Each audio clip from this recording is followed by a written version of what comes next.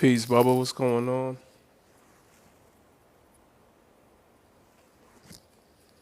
What up? What up?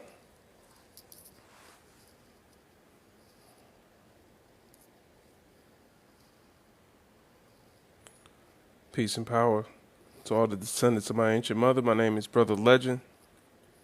Here to raise your consciousness as always. What up? What up? What up? Y'all, I've been sick. I've been sick. So I'm just getting over a cold. You might hear it a little bit, but I'm back. I couldn't be on live all sick. Y'all ain't want to hear all that. Trust me. I was down for the count. It was not a light one. It was not light at all. Today we talking about putting our people first. Today we talking about putting our people first. We're not talking about other things that happen. One thing about black liberation, it is going to upset people on both sides of the fence on many issues. And that's where I think the prompt gives us room to talk. If you disagree with the prompt, I will give you space to come up and explain yourself, explain, how you feel about it. You might be right, you might be wrong. You know what I'm saying? I'm going to let the people be the judge. If you get 5 Panther paws, you're automatically removed. What is wild to you? Miscellaneous. What is wild to you?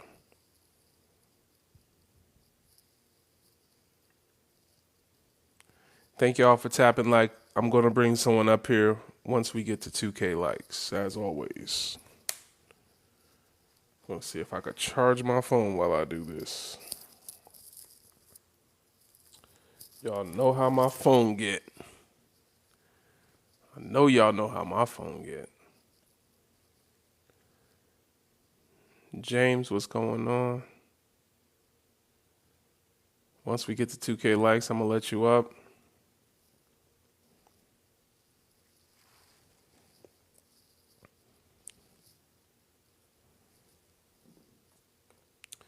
We're talking about our priorities, talking about the liberation of our people. We're talking about Sonia Massey. We're talking about Takia Young. We're talking about G.K. Owens. You know what I'm saying? If you know, you know. What's that other brother that was in the military? Robertson? What's the young brother that was in the military? We talking about Mike Brown. Still haven't received justice. Talking about Breonna Taylor, Sandra Bland. We want to argue over the pettiest things, don't we?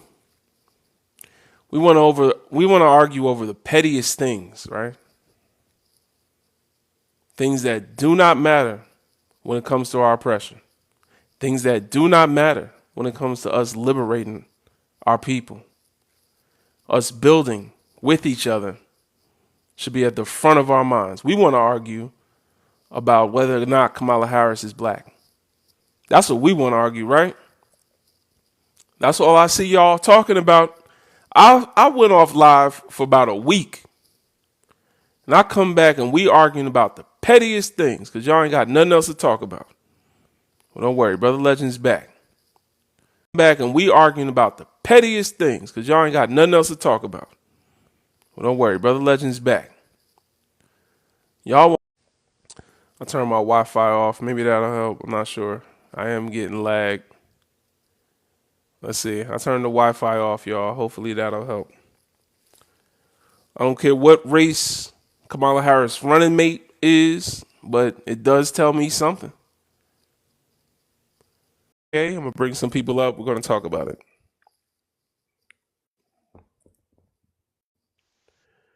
Peace, James. Yo, What's you going hear on? me? Yes, we hear you. Um, Give give us your age, race, and um, pronouns, please. um, I'm 20. Um, Pronouns is him, he, him, and yeah, yeah. I just want to come up here to talk about basically how black people they got so unfocused and how we need to keep our focus because they letting what's going on in the media pull us apart. And I seen a lot of lives where it was a lot of you know division because of either Democrat or Republican or gender. And I feel like we weren't about everything else but unity. And that's what's destroying black people right now. Mm, I heard that. I heard Yeah. that. That's facts. There are many distractions, and if we stop at every intersection, we'll never get where we're going. Yeah. One discourse I've seen over the past 24 hours has been the discourse between black people and the pro-Palestinian movement. Yeah. Um, I didn't want to bring it quite, up. Yeah. nah, it's part of the topic. You Oh, know, um, there's been a lot of discourse about that. Something that I've always stood for firm on was that was none of our business. yeah. It is anti-imperialism is our business. Yeah. Absolutely. You know what I'm saying? And in their struggle with imperialists, I do hope that Palestine can, overcome. So, that would be amazing. Does that mean Yeah. they're going to stop being racist? Mm-mm. No. Is that going to liberate Africans? Mm-mm. But best of luck to them. It's like watching sports, like, good luck. But if you win, I ain't winning. Yeah. You gonna get the trophy. Yeah. And I feel like they've been using a lot of blacks as cannon fire, you know, all race, Mm-hmm. because the same thing happened in the whites during the Civil War. We had to fight our own battle. That's actually how Memorial Day started. We created Memorial Day, but then it was Mm-hmm. taken by a white man, and then he created for his soldiers, not even ours. Mm-hmm. Yeah,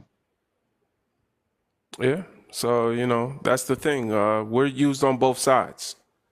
The yeah, Palestinians want to use us because our liberation front has been the loudest voices for liberation against anti imperialism for a long time, hundreds of years.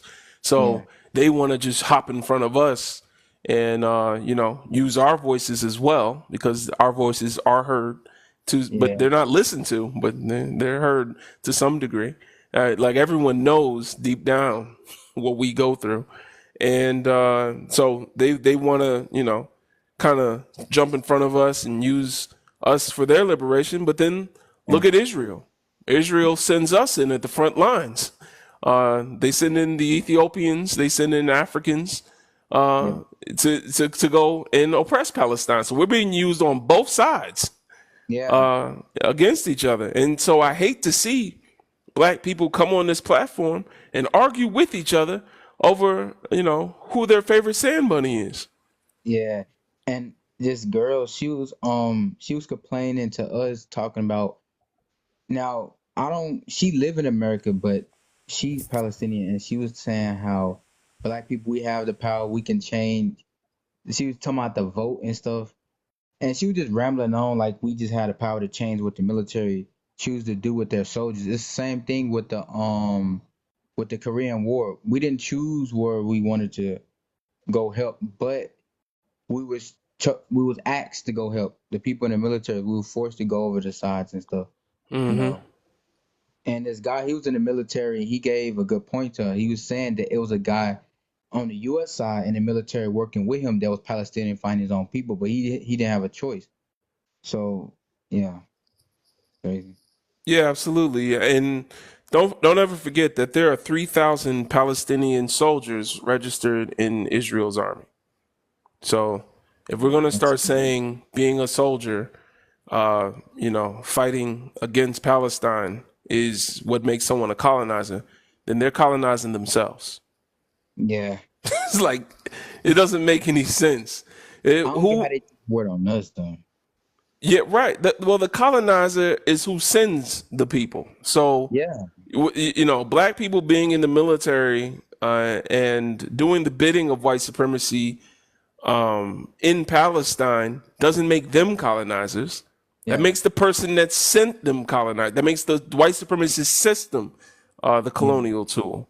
And black people doing what they have to do to survive is going to look like oppression in other parts of the world because the oppressor is the one that built the systems that tell us to either survive or oppress with them. Yeah. So, yeah. I just feel like we dragged into everybody else's dirt. But soon as if we always get bringed up on the bad side, but soon as there's some good, they don't count us. Like, laws and reparations and stuff. When it comes to giving us anything, they don't mention us unless it's something that they need. Then they'll try to bring us into it, which I don't know. Absolutely. All right. Well, thank you for that dialogue, brother. Let me Appreciate let Abluda You give got us it. your age, race, and pronouns, please. 27. I'm Hispanic, Caucasian, he, him. All right. Talk to us. Yeah, I mean, I definitely get being, a single issue voter and wanting to push a certain issue forward. Absolutely. I think that's completely fine. I think the issues are more connected than you realize. You're anti-democrat, anti-republican, or rather you're not for either one. And same thing with Israel and Palestine. I would say that the structure of the two-party system and the tax dollars going you know, into Israel are both very connected to, any kind of change that we could make towards, Black Americans. Okay. So you're saying it's best that if we were to take your advice, it would be best if Black Americans were to align with anti-imperialism and anti-Zionism, right? I'm saying it's in your best interest to connect the issues that aren't, directly related to the one that you are championing, but more so connect the dots and show how they are issues that are on the forefront, which shouldn't be, right? Like we're sending billions to Israel, we're sending billions to Ukraine. We? Those are tax dollars that could be We? used to. You said we. I mean, we're taxpayers. Not that we're Do not you mean voting to do you it, and for your it's fellow our money. Caucasians, or do you mean we? And my fellow Hispanics. Everyone who's a United States citizen is paying taxes, and those tax dollars are going to these outside nations, right? Everyone that's not a Black American chose at some point in their people's history to come to America. Oh, well, everyone who was born here didn't choose to come here, though. Everyone but Black people. I'll agree with your ancestors, right? But anyone who's born in any country anywhere, they didn't have a choice to be born. They were just born. But at some point, their ancestors made the choice to come to America. But what does that have to do with the current population? I'm saying if you're going to say that, paying taxes funds, Which it does. Zionism, I'm not saying it doesn't, but I'm saying that if I force you to, at pew pew point, to come and be part of a nation that's going to inherently be destructive towards other populations, it's not the same thing as you coming here and deciding to be here on your own.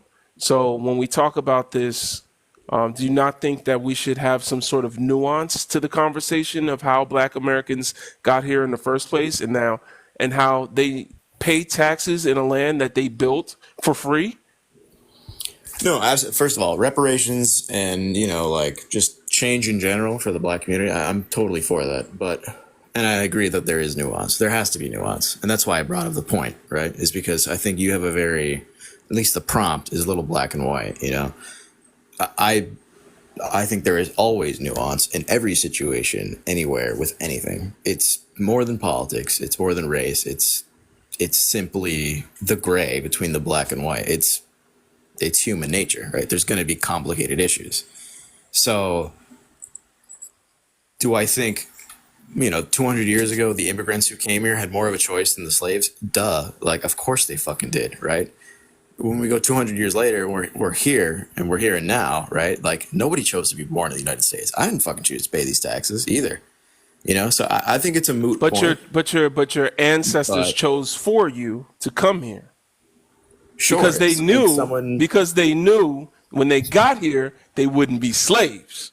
Well, I So- mean, many of my ancestors were indentured servants, which is not But comparable. it was it's, not slavery, and It they wasn't, knew that no. when they had children, their children would be born free and And be their- able to their children didn't have a choice, privilege in this land, though. They did have more privilege. My point is that it's not. But they knew that if they suffered during their life, their children would be born free because they weren't slaves. they would be objectively more free than Black Americans, and it's obviously not even close. You can acknowledge that I agree with you, right? No, I know, I do. I'm not Okay. saying that you're arguing Just with making me, sure. but I'm saying let's continue to add context. I'm just going to sprinkle some context in on there. what you're saying I love because sprinkles on when we my- talk about my people, we got to remember that those that came to America came here because they knew when they got here they wouldn't be slaves. Okay. They knew that. They Okay. knew that they'd be able to benefit from the slaves that were building the place they called the land of opportunity. 1,000,000%. And they said, hey, when I get there, I ain't going to be one of them N-words, but there's a lot of opportunity over there because of those N-words. So I think I can get it on that.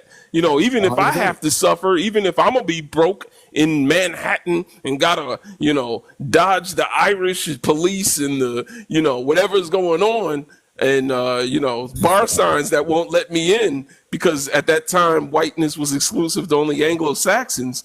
They still knew deep down in their mind that was they more were than more that, human yeah. than a slave on a plantation. 1,000,000%. I agree. But the point is not, where we come from. We already checked in with you. We agree that some people come from a background that had less choices. A lot of people. And then there was one that came from Hold a on, let me background where finish there my- was no choices. Yeah, that less could be none. Absolutely. Some had no choice, right? Their children were born, their children's children were born, and so on and so forth. We fast forward 100 years, right? And of course, we still see the effects of slavery, Jim Crow, segregation, all of that. That's important. When I say I think it's in the best interest of Black Americans to connect, all foreign affairs and any matters regarding tax dollars, I mean, they don't have a choice. And you are saying they have even less of a choice than me, right? So you should be agreeing with me that they should be even angrier about those tax dollars going Who's they? to your people. Black people. Yes. The Okay. Black people. Yeah. So, billions being sent to Israel, I think is directly related to you. Wouldn't you rather have those dollars be sent to inner city schools, towards No. some kind of reparation or some sort Nope. of infrastructure? Anywhere No? those dollars touch, corruption will follow. Have we not learned this? Okay. So when you say Black and African first, like what do you want to be done? And I'm asking solely for the point of clarification. Like, what's the ideal situation of change here? What's the metric that we use to measure that change? So if you see a people are oppressed, what do you think their number one goal is?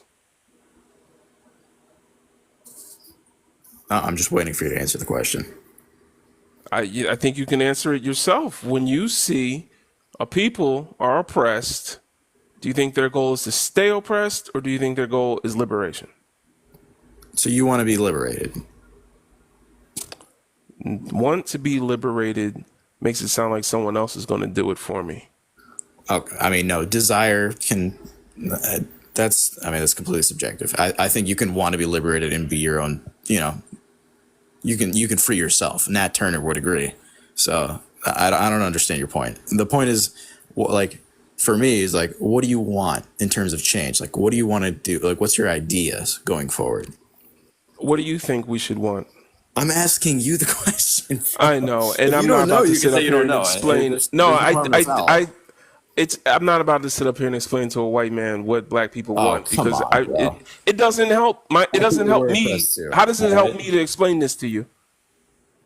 It helps your. It's just talking about ideas. Like, what do we do going forward? My idea was that yeah, we should reallocate tax dollars to make it better for the you know impoverished class, and that disproportionately affects Black Americans. That's my idea. But you're So saying sending so billions to Israel has nothing to do with that, and I'm disagreeing with you. so your idea of us moving forward would be black people getting reparations from white institutions that currently oppress them, Government and institutions, and yes, they wouldn't be oppressing them if they actually gave reparations and lifted them up. and then what would happen after that? Would racism go away? I mean, probably not for like a millennium. Absolutely not. It's probably never going to go away. A lot of white people believe that. Thank you for being honest. No, I mean, dude, institutional racism we can fight, right? When it comes to just racism as like a human being, right? Like they're different than me, right? That is something that is very like that's animalistic, and I don't know how we can just Animalistic. do away with it. It is, yeah. That's a good way to put it. Yeah, animals. Okay. All right. So, okay. But like I really want to press you on this. Is like Black and African first. Like what kind of policies do you want to see? If you don't have any like idea, like that's fine. I'm not Do like here to you like call think you out. But white America what do you think they can do to help black people? I already told you. Oh yeah, you did. I would I'm say, asking you I what would you think say, they should do, though. I'll give you Because you this. disagree with me, right? Yeah, absolutely. But I would say what you just said would keep black people dependent on a system where you yourself said people would continue to be racist. So, No. Not. I mean, I'm saying human nature in terms of that racism that will stay alive. I'm right. saying an And so institution you can be saying, broken down and rebuilt. So I'm so the asking you, how do institution we is do broken that? down and rebuilt, but the people that are still racist will still be in that institution, correctly? Correct? Absolutely, yeah. All right. So Unfortunately, so what happens things will get when those slower. newly built institutions include authority figures that have that animalistic racism in them? Are we going to assume that the institution wouldn't corrode? Dude, I'm asking you. I agree with you. It would definitely lean towards, like some sort of racist ideology or policy or whatever if they're in power. All right. I got a real question for you. Do you think black people cannot make it without white people? Do you think we like black people in the future? The ideal scenario for black people is living in harmony with white people. Do you think that's what we all should be aiming towards? I think harmony is of all races and all religions. Yeah, harmony that should be what we strive for. Is unity as a whole. Okay. Unity.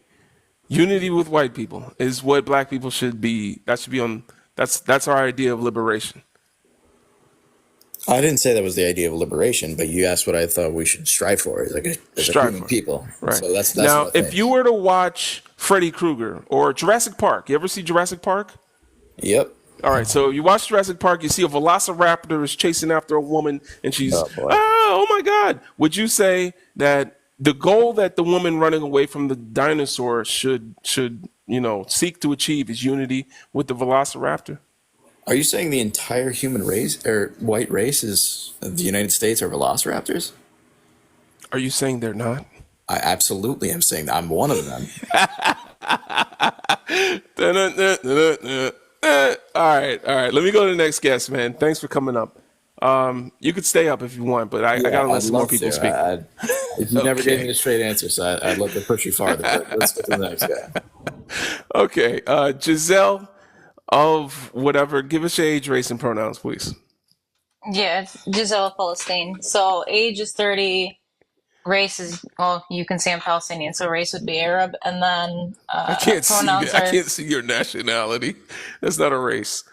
Are you white? Are Yeah, you black? Are yeah, you no, Arab is a race. Arab. I said. Arab? Is not a race. It's an ethnicity. Okay. So No, are you Palestinian would be my ethnicity, and American would be my nationality. But anyways, it doesn't matter. So Palestinian? All yeah. right. So So Arab is go still an ahead. ethnicity. If you want to, Palestinian is still a nationality. But if you want to consider the Palestinian ethnicity, there would be a sub ethnicity of Arab. Like, for example, American, it could be my ethnicity, but also Gullah Geechee could be an ethnicity because Gullah Geechee people are African American, but that neither of those would be their race. Their race would still be black or African. So, what is your race? Are you black, white, Asian, indigenous, Pacific Islander? Like, what is your race? She hold on before you even result. She said she was Arab, so I want you to tell her what her race is because I don't even understand the question anymore. He's saying that Arab is an ethnicity, which Which it is. It it's is not. because there are black Arab people. So are you saying she's black? Or Right, but You're asking if she's black or Caucasian? I'm I'm asking not. her. I'm not I did black. just I'm list not 5 white. I'm races. not Asian. I mean, you could. I guess you could say I'm Asian because parts of the Middle East are in Asia. So if that's what you want to go with, that's fine. But yeah. I think you're So white. anyway, All I'm right. not white. I'm Palestinian. So If you walk down the street with your mouth closed, do people think you're Palestinian? with if I walk down the street with my mouth, no, people know I am not white, but they can't tell what I am. Usually, people think I'm like Greek or Persian, something Greek, yeah, close. A Greek, lot of times yeah, I do get Latina too. So, yeah. but All right, there anyways, are white. Latina is also an ethnicity. Greek and Persian. I mean, Persian, okay. I guess, kind of is an ethnicity, but Greek is a nationality. So it's cool. I face the same kind of prejudice, Giselle. I'm sorry. Just keep going. That's fine. It's not even worth it. All right. Now the white people So, are apologizing for me on my live. Wow. anyways, Please stay muted. Oh, I'll Bluta. finish your question, your last question. So pronouns are she and her, and then so I had 2 Race. questions. You're not allowed to ask questions till you answer all the race I pronouns. just did. No, you I didn't. just did. I He just answered the explained last to one. you. He I explained said it to my you. pronoun True. was she and I, her. He I, explained it I, to you. It's rules in this room. yeah, there is rules. Okay. You have to know your race. If you don't know If your you race, don't, you it's gotta go. bye-bye. That is the thing. All right. Yeah, thank you, Stella. I'm You're forgetting my welcome. rules because today I don't have questions up here. So I understand people are going to ask some. So I'm Yeah. trying to be a little, Lenient. I not get it. problematic with it, but at the same time, you do need to know your race to be up here. Yes. I mean, it's the norm. This is the norm. I'm just, you know me. I'm the anti-fun police in this room. So if you're going to come in here and just insist on not following the directions of the room or be rude, then I am going to come up here, which I really wasn't planning on coming up. I was sitting in the cut, minding my business. But no, she wanted to be. And then we have Mr. Man down there. I'm not even going to speak on, but yeah, I'm watching. All right. I'm gonna finna mute up and let the next person go. Thank you, Stella. You're welcome. Gods of Brooklyn, give us your age, race, and pronouns, please. Age is 50. Race, Afro Latino. Black. All right. And what Talk was the to third question? Your pronouns.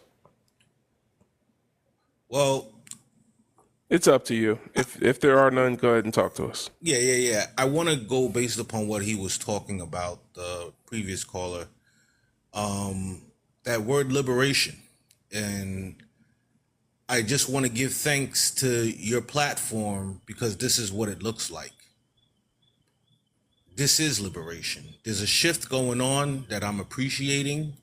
There's an energy shift to where platforms like these can, let's say even 5 years ago, 10 years ago, this wouldn't even been possible. So I just want to, extend my thanks to you to understand that the way I'm feeling within this construct, being a black man, how hard it is on the everyday, and being able to connect with a platform like this and people that are thinking like me, going through what I'm going through, seeing the views that I have, and it doesn't have to be something that's shone upon, or it's basically, I don't know if you want to say tribalism, but finding your tribe and things like that. I think that's very important. So with that, I say, just keep going, bro, because this is liberation. Thank you. Ashe. Appreciate that, brother. Amen. Big up to all my Brooklyn Africans. I got a lot of Brooklyn aunties that used to make me Haitian food and roti, Trinidadian food. I'm a Flatbush cat myself. I'm Oh Flatbush, yeah, bro. the roti out there crazy. Yeah, bro. I can't. I had to move to Jersey, son. That food out there too good. Absolutely. All right, man. Thank you. Brother Rashad, what's going on?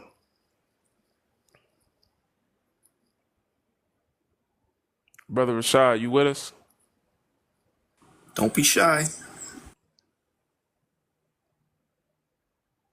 Brother Rashad going once. Oh, I can't even unmute you. Something wrong. He can't unmute. Don't forget to keep tapping like, y'all. We're trying to get to 25K likes. Thank y'all for helping out with the gift goal. Big up my brother Kron, helping out with the gift goal. Let the live know that you're getting some value from the live. So also, let's get on the right algorithm, y'all. Tap like if your lips are thicker than a Snicker. You know what I'm saying? You got a big forehead and you wear bonnets to bed. If you know the smell of Dax hair grease and a hot comb from your childhood, hopefully you don't do that no more. You know what I'm saying? Sisters, get us on the right algorithm. Share the live with somebody that can see their lips when their mouth is closed. You know what I'm saying? Share the live with somebody that can fall asleep in the sun for hours and wake up looking better than when they went to when they laid down. You know what I'm saying? Fall asleep in the sun, wake up looking better. Blue Magic. All right, Nene. You know what to do. Share the live with some other people. Wide nose people. We want them in here. Brother Rashad, you with us? He ain't with us. Listen, real quick. I'm gonna take Brother Rashad's spot. I just want to give a shout out to the sisters out there. Yo, absolutely, bro. They doing it, kid. No, for real. They doing it. I'm seeing my daughter just graduated from New York Tech on J Street. Bro, my daughter just graduated with a bachelor's degree in architecture. Hey, right? That's good. Yo, son. Mm-hmm. The black women that you seeing, like, let's say, let's take it a couple months back. Everybody's graduating, and I'm looking at the HBCUs. They doing it, bro. Mm-hmm. They moving. Mm-hmm. And I just want to give a shout out to them all the way up to what's going on now with November. You know what I'm saying? Mm-hmm. So it connects. Mm-hmm. It connects. So I don't agree with everything a lot as far as what's going on but that's that's not us. I get it. You know what I'm saying? But they're trying to make it for us, but I don't know. But I could understand how people could be programmed to that. You know what I'm saying? Mm-hmm. I understand how people can feed to that because it is something new. It is a change going on, and we can't deny that. And guess what? We're in a construct. Mm-hmm. Whether you like it or not, whether you want to fight it, how you want to do it. And this is, again, why a platform is like this is so important. That's all I'm saying. Brother Rashad, I'm sorry, had to take that. Yeah, he dropped. He come up here all the time. That's my brother. But yes, big shout out to the sisters, man. We're gonna keep lifting y'all up and protecting y'all as you deserve to be. Say her name, Sonya Massey. Takia Young, I heard, is her unaliver. The pork sandwich that cut her life short with her child in her, in a Kroger parking lot. If y'all want to look it up, she was pregnant. I think she was 29 or early 30s. And I heard that her pork sandwich is going to be charged. So we're keeping a close eye on that, man. Big up to the sisters. All right. He's been charged officially. It's happened. I'm sorry? He has been charged officially. Yeah. Let's go. All right. Nasir, give us your age. Quick. Oh, go ahead, James. I mean, this is sad that, you know, this stuff even has to happen because, like, I remember back in 2020 seeing the stuff that went on. I'm like, you know, they told us racism and slavery, all that stuff. They told us all that stuff ended, you know, in the past. It seemed like it kept going on, you know, and it seemed like ain't nothing changing. And I don't know. Ain't nothing changed. That's Ain't it. nothing changed as long as the Yeah, oppressor is still the same. They just gonna find new ways to do things. yeah. All right, Nasir, give us your age, race, and pronouns, please. Good evening, everybody. 26, black, and he, him. And I just want to answer the prompt. I didn't want to get on a tangent and speak too long, but I got in here, and I didn't hear his whole point, but I heard that Obluda, You got it. Keep going. I heard his point about how, you know, we need to be more united as a front, and, you know, not necessarily Who's we? black people, all creeds, whether that's, you know, I don't think male. he said that. He said we, We as as in United all States people. citizens. Just Yeah, to see? clarify. Yeah. I mean, He's talking about. definitely I agree in unity among Black Americans, but like I mean unity as a whole. But keep going. Black Americans, Black Palestinians, Black, you know, we had Fred Hampton, Huey Newton, they all went to Palestine, and, you know, they got together with the people of Palestine and joined hands and joined arms with each other. And, A lot of them had white women, too. you said what? A lot of them had white women. A lot of Black Panthers had white girlfriends. I wasn't privy to Fred Hampton or Huey Newton having white No, women. I'm not talking about them. I'm saying Black Panthers. Oh no! Oh, okay. Well, I'm saying, you know, the people who did the research, the people who did the writing, the people who, you know, who made the connections. You know, Like Malcolm X. Malcolm X, he's another one as well. You know what I mean? You know, they went across seas, and, you know, really we share more commonalities than we think we do as Black people, whether it's American, whether it's, you know, Black European, whether it's Black, you know, we share the same struggle. And I think that trying to alienate each other, trying to cause a divide, it only, you know, Are you talking about Black people? Black people, yes. Okay. You know, Black people. I think, you know, we divide each other so much. I think it's by design sometimes. You know what I mean? Like, whether it's gender related, whether it's nationality related, you know, like, regardless of the fact, you know, we need to be, as a people, come together and come up with solutions. I think the tax idea was a great idea. You know, I think our tax dollars go to a bunch of nonsense, especially places like Israel, you know, and they go ahead and use our money. I think that if we paid them $0 in taxes, they would be a lot more smart with where they put their money. But since it's our money, you know, they feel okay sending our money to certain places that benefit us in no way.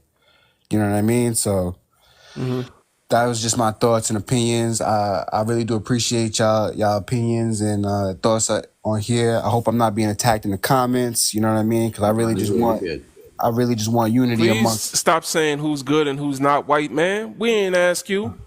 When you got a new co-host up here? I know. The fuck? Bluta, you need to stay on mute just like James is stay below you. on Please. Thank you. Like he giving out validation. He giving out white validation. Who won it? Did I come in the wrong line? I don't know what's happening right now. All right. You know what I want to do. I ain't gonna. I know. But we listen. I'm gonna be quiet. All right. All right. I hear you, Nasir. And I think, it is important to understand the anti-imperialist, anti-Western imperialist, Absolutely. anti-Zionist nature of Definitely. black liberation. Absolutely. I 100% agree. You know what I mean? And I think that, again, I'm gonna say it till I'm blue in the face. We have a lot more in common with one another than we We think. don't have as much in common with Palestinians, but I hear you when you talk about black people. Black people, black Palestinian, because there's black Palestinians as well. Black Palestinians make up 0.1% of that country. Don't play with me. I'm not. Listen, I'm not saying. Don't play with me though. We exist everywhere on the world. We Right. exist everywhere in the world. But do we want to liberate Lithuania? Because Lithuania has 0.1% black people too. Do we need to liberate, Poland? Like, come on now. I hear you. And we can be anti-imperialist, anti-Zionist. I hear you. I'm with all of that. But I'm not pro another people, because my focus in the liberation of my people will eventually help those people anyway. When we talk about Palestine, someone mentioned the interconnectedness of it all, right? When we talk about Palestine, what funds the Zionist machine? Where do they get their money to oppress Palestine and remain in Israel? Like, where do they get their money? Does anyone know? Our tax dollars. No. No, that's not. What's Israel's number one export? Does anyone know? Israel's number one export. The number one thing people buy from Israel. I'm going to give people a moment. Y'all can come off mute. Oh, there we go in the comments. Diamonds. Diamonds is their number one export. Diamonds, by the way, which are inflated artificially because of the De Beers company. The diamonds are plentiful in the world, but they artificially inflate the price of diamonds to keep the price high. Okay. Yeah, Where in Israel is there a diamond mine? Um, In Israel is there a diamond mine? Man. All right, Zachary, you got a crazy echo. Zachary, your echo is wilding. All right, thank you. So where in Israel, because their number one export should be found in their country, right? Yeah. They import them. Yeah. Okay, so we're getting somewhere. So where is the number one source that they import these diamonds from? the Congo, right? The 'Cause I Congo. seen that Ding, video ding, you ding, made. ding, I seen ding, that ding, video you ding. made. All right, so they get their diamonds from the Congo, South Africa. Someone said Botswana, Sierra Leone. They get these diamonds from our people, and they use the profits to colonize and control Palestine. So all we got to do is care about ourselves. All we got to do is understand that 10 million of our people have been unalived in the Congo since 1990. There aren't even 10 million people in Palestine. 10 million of our people in 3 decades. And that's what funds the oppression of Palestinian people. So all we have to do is focus on what's going on with the people that look like our children, the people that look like our brothers and sisters, the people we share a common ancestry with. And then the whole world gonna be free. Look at how the ancestors work. I'll share. May I ask you a Don't question? you feel like it's a distraction though? We're concentrated on Israel when the real situation is going on in Africa. And don't you think that's by design that distraction is in fruition right now? Because think about it. If we're solely, all we see is about Israel, whether you think it's right to save them, right, or whatever, nobody's talking about Africa except Africa. Now, when you go to Africa, they moving a little bit.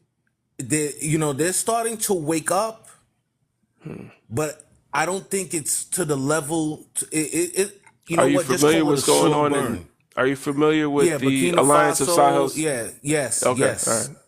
To where they're even trying to. I'm even seeing that there's constant assassination Be attempts. careful. Yeah, be careful saying that on I mean, I'm TikTok. sorry. I'm Yeah, sorry. you good. There's constant attempts of what what I'm talking about. Yeah. That you know, it goes back to Libya. Now you see what Gaddafi was really trying to do and why he's not living today.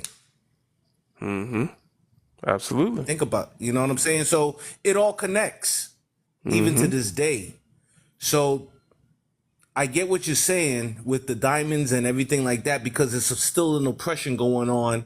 But at the you have to see that I check the Jewish channels and stuff like that. I when I say they represent double hockey sticks on earth, I get it.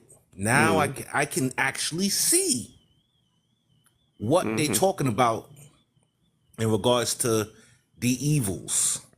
Absolutely. And I mean, I look at it when people say it's interconnected, they think of dots. And I think we need to look at it like dominoes. You know, this is our domino right here. Then there's one right here, and there's another one right here. If I want two of these if I want the dominoes to fall over and I want it to affect mine, then I shouldn't be pushing the middle one. I got to push mine, and then all of them will fall. But what will free, basically what I'm saying is, what will free black people will also free Palestine. But when Palestinians were free, how did they treat black people? Does anyone know? Does anyone know? They treat them how they use them, like the whites. All right. All right. Exactly. All right. I'm gonna move on because we do got more people up here. But let's be honest, y'all. All we have to do is focus on ourselves, and that's what I've always said. I see this discourse between pro-Palestinian people and black people, and I'm just up here to reiterate that all we need is self-love. Sun Rose, give us your age, race, and pronouns, please.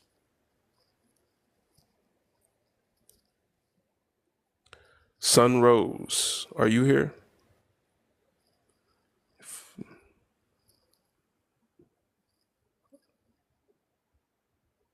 You got to unmute your mic, Sun Rose. You might be talking to yourself.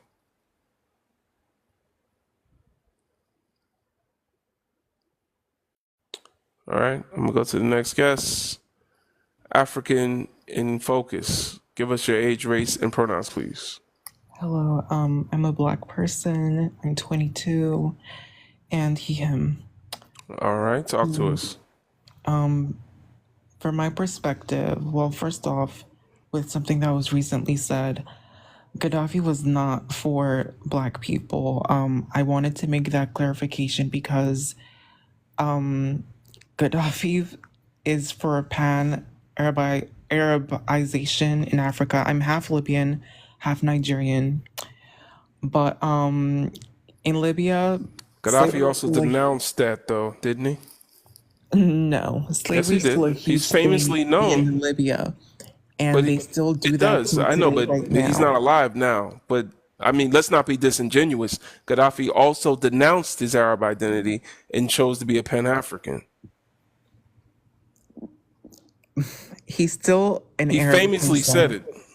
Gaddafi is not a black man. Gaddafi is an Arab Wait, when he from Cuba man. though? Why are we arguing about his race? We're not. I simply said that he's not a black person, and No one asked what race he. No one asked if he was black I or didn't not. say anyone asked. You said, "What are my opinions?" and I was just speaking. I didn't ask you about his race, though. I think it's weird that you went to that. But I'm saying that Gaddafi also denounced. Like, do you know what it's like to denounce Arabism? Like, he denounced it to their face and then chose to be a Pan-African. So I hear you, but let's take everything in full nuance. Like, I'm not mad at what you're saying. I'm just Gaddafi saying. used to be. He used to be for pan-Arabization and then expanded it to include all of Africa. That's what it was. He did not He say denounced it. So you're not gonna you he can't did. come up here and lie. I mean, Like, you can't really be lying if you're from said country where said man has always never included yes, black you can. people and People lie confused. about America all the time, and they're from America. Yeah. Well, that's That happens all the good time. job to them, but said man was never pro-black. If a lot of Africans never really even liked him because this man, if anything, wanted to control Africa and do what they're still doing in Africa right now. On African side of TikTok every day, Amazigh or Arabs, or even within my tribe, right? Because my people are former slaves, and that's how we're Amazigh. They put us at the bottom caste of the caste system. All these things is still till today. They all still love Mr. Man. Mr. Man is not for everyone. Are But you a black African? Because some of those yes, Amazigh people look like DJ Khaled. I know. That's why I said as a black African, I'm at Okay. the bottom of said caste system because I'm quote unquote Amazigh because of slave trade, right? Like they went and took a lot of people from Western Africa and enslaved them. But either I don't way, know. I feel like there I is mean, Old just one Testament Google search. Gaddafi, but there's also New Testament Gaddafi, and I'm not going to let you just categorize him or characterize him based on Old Testament Gaddafi. I'm not saying that he should be positioned at the front of the Pan African movement.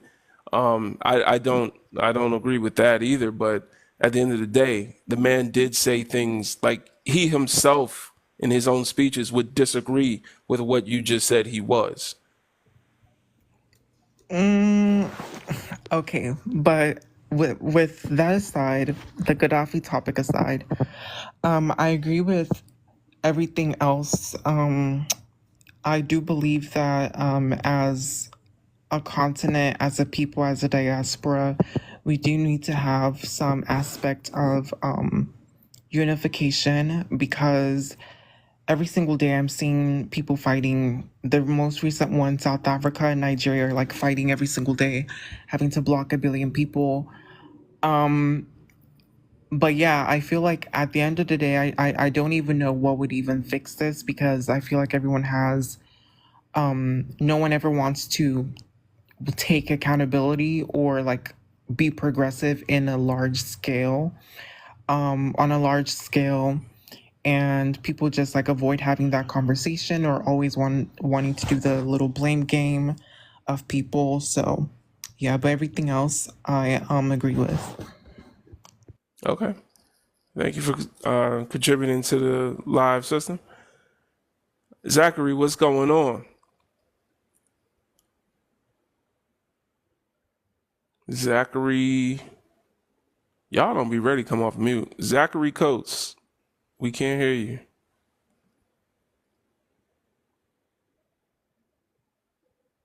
I don't know, man. I don't know if y'all getting stuck on mute. I could say one more thing while you're finding Yeah, some. go ahead. Okay, so I want to understand it from your perspective, and I also want to hear from you. Want you to hear from mine, right? So imagine, well, not even imagine, it's going on till today. People run for presidency and say that they will do this for the black community. They will do that. They want this for the black community, that for the black community. You can't say that and in the same hand be the most anti-black or spill the most anti-black rhetoric. That's literally how said man was in Libya. Like when I tell you all these things I'm saying did not just happen now. Like literally, if you go on Twitter right now on the Libyan side of Twitter or anything, you see black people, black children being sold in bags alive. Like that's how bad it is. I try to post about it. TikTok does not let it go anywhere. Yeah, But we know about all what's these going on things, in Libya. even back then, were still a thing. So it's like for me, the reason why I don't believe in him or advocate whatever is because I feel like you cannot say something and then not actively in your own country be pushing for to abolish the most freaking wholesome of activities. You can't say, oh, I'm pro Africa in your country, and then your same country, every person who looks like the rest of Africa, you're enslaving and selling in book bags. Like, you know what I'm saying? So that's why I don't agree with him or put him on any scale when I talk about Africanization, because even in Morocco, in any of these countries in Africa that like there's I guess the concept of race exists more because it's a little more diverse. They all have anti-blackness every single day on this app, on Twitter. You see it every single day. That's all they do is hate, hate, hate, hate black people. And you see them always posting videos about the something graphic will happen to a black person. They're laughing and they're smiling, or they talk about your hair's too nappy, your hair's too this, your hair's too that, like every single day. So that's why I just personally cannot even see that Okay, person in so any scale.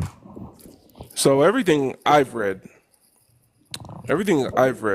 says that what this person in the comments said is true. When they unalived Gaddafi, they allowed a trafficking hub to establish in Libya.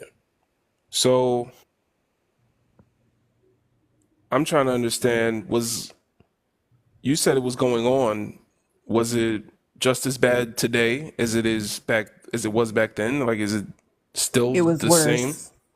It was worse during Gaddafi. It was worse. It was worse. It was way worse before him. It was worse during him, and it's worse now. That's not possible. So that's what don't It make is sense. because are you forgetting the Arabs were one of Africa's first colonizers and still are? How could I host this live about black people and not know about the Eastern slave trade? Okay, but then I mean, you just said that was it happening the same way as it was then? So that's why I But you brought that said all up. three were worse. There's no such thing. Like, if One someone was asked me, I have three cups of water, and they said, which one is the coldest? And I said, all three of them are the coldest. Like, that doesn't make sense. Like, I don't know if maybe there's a language barrier issue, but that's not what I said. yes, you did. You said all three I were. You said before was worse, during was worse, and then after was worse. That's It not was way possible. worse. It was way worse before his time, and it was still bad during his time, and now it's a little less bad, but it's still bad. That's what I'm saying. It's all still bad, but on different scales. Like So it did get better under Gaddafi. it wasn't under him. It just was as time went by. It was all Okay, bad. listen, that's not what anything I've read said. Well, I'll heed reading your versus words. I'll heed your believing. words. I'll heed your words because I don't want to, remove that part of your experience. I do know that geopolitics is not something a lot of people are, geopolitics is not something. Zachary, yeah, your echo is too crazy, man. I don't know, Zachary. You, it's something up with you. Your echo is too wild. I'm gonna do a deeper dive now. So if I find out that you're wrong, I'm gonna come up here. I'm gonna do a live, and I'm gonna say she was full of cap. But if I find out that you're right, I'll come up here. I'm gonna do a live and say Gaddafi was enslaving people. But my I research didn't. up until this point has not shown me that what you're saying is true. Hey, can I But say that's the something? thing. I never said Gaddafi was enslaving people. I said you cannot say you are pro-African as a leader and in your same country that you're supposedly pro-Africa from not talk about liberating the black people in your own country. Like Yeah, but that's what I'm I've seen saying. him talk about that. So that's again where you're wrong. Okay, how I've seen Can him I say talk something? like this is what I'm trying to. It's not making sense what you're saying. I'm gonna be honest, man. Listen, some people can't see past their nose, and I don't know how to say it, but world politics is not everyone's forte. Yeah, Can Go I I ahead. ask a had to. question? Can I ask a question? Go ahead. Yeah. To the That's my caller, turn. That's my do turn. do. Oh, I'm I, sorry. all right. Can you just hold that question, guys? Because Yeah. all right. Go ahead, Vince. Give us your age, race, and pronouns. 32. I'm a he. I'm black. All right, talk to us. So I just want to say, because I don't really understand, what is the question, the main topic? Because I'm just saying Black African first. You say Democrat, Republican. So what is the question? So I want to be focused on the subject. It's no question. It's just a topic. The topic, Black African first. Okay, pro-Palestine, I'm gonna say no. Because guess what? In Palestine, to this day, there is a neighborhood. And this neighborhood is called the neighborhood of slaves. And guess who's living there? Black people. So no, pro-Israel, no, because black women also have been sterilized against their will, and also there is also a neighborhood called the neighborhood slave, also in Israel. So no, Republican. I'm say Obama was a Republican or Democrat. Let me remind, because I don't remember. Democrat. Okay, so I would be more Republican than a Democrat. Oh, the carry, you still got an echo. Can you close your mic, please? Zakari, can you close your mic? Oh, thanks. I would be more Republican because I came to realize most of the policy that have been made in Africa. Zakari, close your mic, please. Yeah, see, Zachary, you can't come up here, man. I'm gonna be. I want you to speak, but your reception is too bad, and it does a delay for you to mute. Go ahead, brother. So I'm gonna say, because every time I look, yeah, people say why I'm saying I'm not a pro-Republican. That's not the issue. It's just I came to realize when it's a matter about black people, especially on the foreign policy, Democrat does way worse in Africa than the Republican. And I'm sorry to say that, but during Obama, Africa was suffering. Oh God! Why everybody opening the mic? Close your damn mic. Oh God. So I'm gonna say I ain't from the chip, bro. Like stop. I ain't from the chai.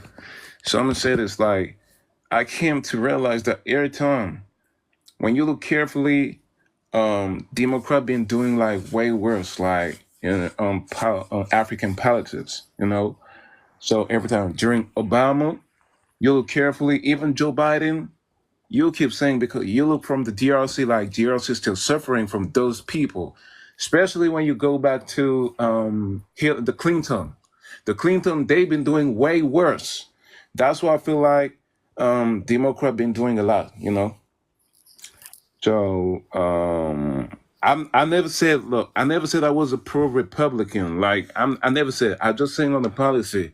I don't support, but I feel like from my own perspective, like back in the day, we used to feel like when you're Democrat, like you're like the gentle, you're like the good person. You know what I'm saying? And the Republican were the bad person. But for me, there was no difference. But I feel like sometimes when you look at Democrat, like they do the good policy in America, but on the foreign policy, it's different. And also Democrat, like they don't care about black people. I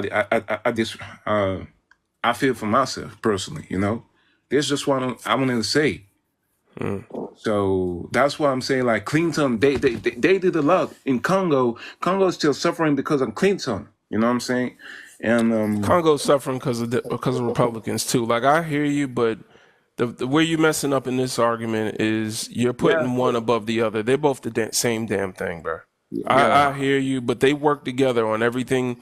Everything that Clinton was allowed to do, everything that Obama was allowed to do, was because Republicans signed off on it too. yeah. Oh, okay.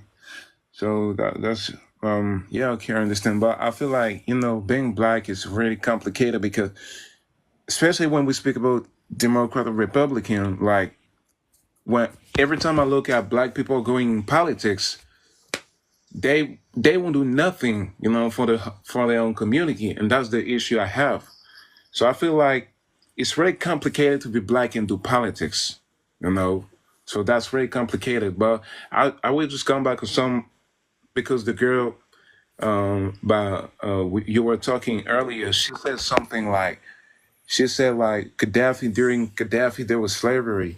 I feel like it was more hidden, in Arab country it was more hidden, because everywhere you go, Arabs are really racist. Like they don't play even they really don't play about it. Like you're going to in Tunisia, they still have like until 2020 they had those ID, and on the ID there was something like there was written free. That mean you were free. That mean like you were a free slave. You were free from slavery, from your masters. You know, when you go in Morocco, this is the same. They don't like black people in some stuff. Algeria, let's not talk. Libya, we know. Liban still have something called kafala, and kafala is still slavery to this day. When you go in Emirates, still slavery of black people. So being pro-Palestinian, and that's the issue when being pro-Palestine. Everybody does that and that's why I got issue with the Huma, with the black Muslim. They keep saying the Palestinians are our brother and everything, but they don't like black people. So I have issue with that. So it's complicated. You know, everything about politics, everything about religion, everything about Palestine is a contradiction with the black African liberation. And I don't know if you agree with me on this one. Yeah, that's facts. You ain't say nothing. So, That's real. that's it. So it's very complicated, but everybody gonna say we have to go. God damn. Y'all gotta mute up when you come up here. Everybody gonna say that we have to vote for someone. Like everybody gonna say they using Kamala. And I'm seeing a lot of black women saying, oh, I'm going to vote for Kamala Harris because she's a black woman. So just the fact that she's a black woman, everybody going to vote for Kamala. I'm like, do you know what she did for black people back in the days? Do you know how many black people she put in jail back in the day? Y'all don't know what she did. And y'all just want to vote for somebody because she's black. This is a nonsense. And this is how you see they're going to use us, you know. And everybody going to say, if you don't stay with Kamala, you don't stay with Palestine. You don't have to have the Palestine flag. Okay, that's it. I'm not saying that voting for Trump is a better choice. I'm not saying that. But there is a big issue for us. So what are we going to do? That's the question. So that's it. Okay. I also want to clarify something that was said earlier about Gaddafi in Libya. Yeah. I'm doing the research. I told it. I said, if you come up here Hey, can I say and you lying, then I'm gonna let people know. It says right here that due to the deterioration of the power vacuum, due to deterioration after Gaddafi's fall in 2011, there was a power vacuum and ongoing conflict. Various armed groups and militias exploited the chaos, leading to a dramatic increase in human trafficking and slavery. So that's something that increased post Gaddafi. He said that it actually got better post Gaddafi, and that was a lie. no? So that's the thing. Can But I say something? go ahead. Your previous two callers, I think I'm next up. So Yeah, go ahead. your previous two callers just basically explained that Northern Africa is just as oppressed in a different sense than over here in the United States. We may be a little bit more intellectually oppressed. Over there may be just a little bit more barbaric. The thing is that when you talk about Gaddafi, has anyone ever thought that maybe he had an awakening? Because when you think about it, where is Libya? Isn't Libya in Africa? So, if it's a part of Africa, and thinking about it like, you know what? Wow, wait a minute. We are really doing them wrong. He may have had that kind of an awakening to where you see the shift, because I hear what you're saying with Gaddafi. I hear what she was saying with Gaddafi. But the thing is that She was a he, and I keep making the same mistake. But go ahead. But the thing is that when you see when he did the shift, then what happened? unalived. Yeah, Then yeah, now you're talking about the increase as far as the trafficking post Gaddafi, because you know what? We need to keep business as usual because Gaddafi wasn't supposed to have some kind of an awakening. Wait, hold up. No, that goes against our interest as far as the oppressive state. So now guess what? No, he got to go. yeah, Did Yeah. anybody think about that? yeah. I You got wanted a to point. add You to got a that. point for real. I never thought about that. You got a point. Yeah, So the thing is that it's a game. We yeah, are being exploited. That's it. From the 9 to 5 to the Congo mines around the world. yeah. I wanted to add to that. So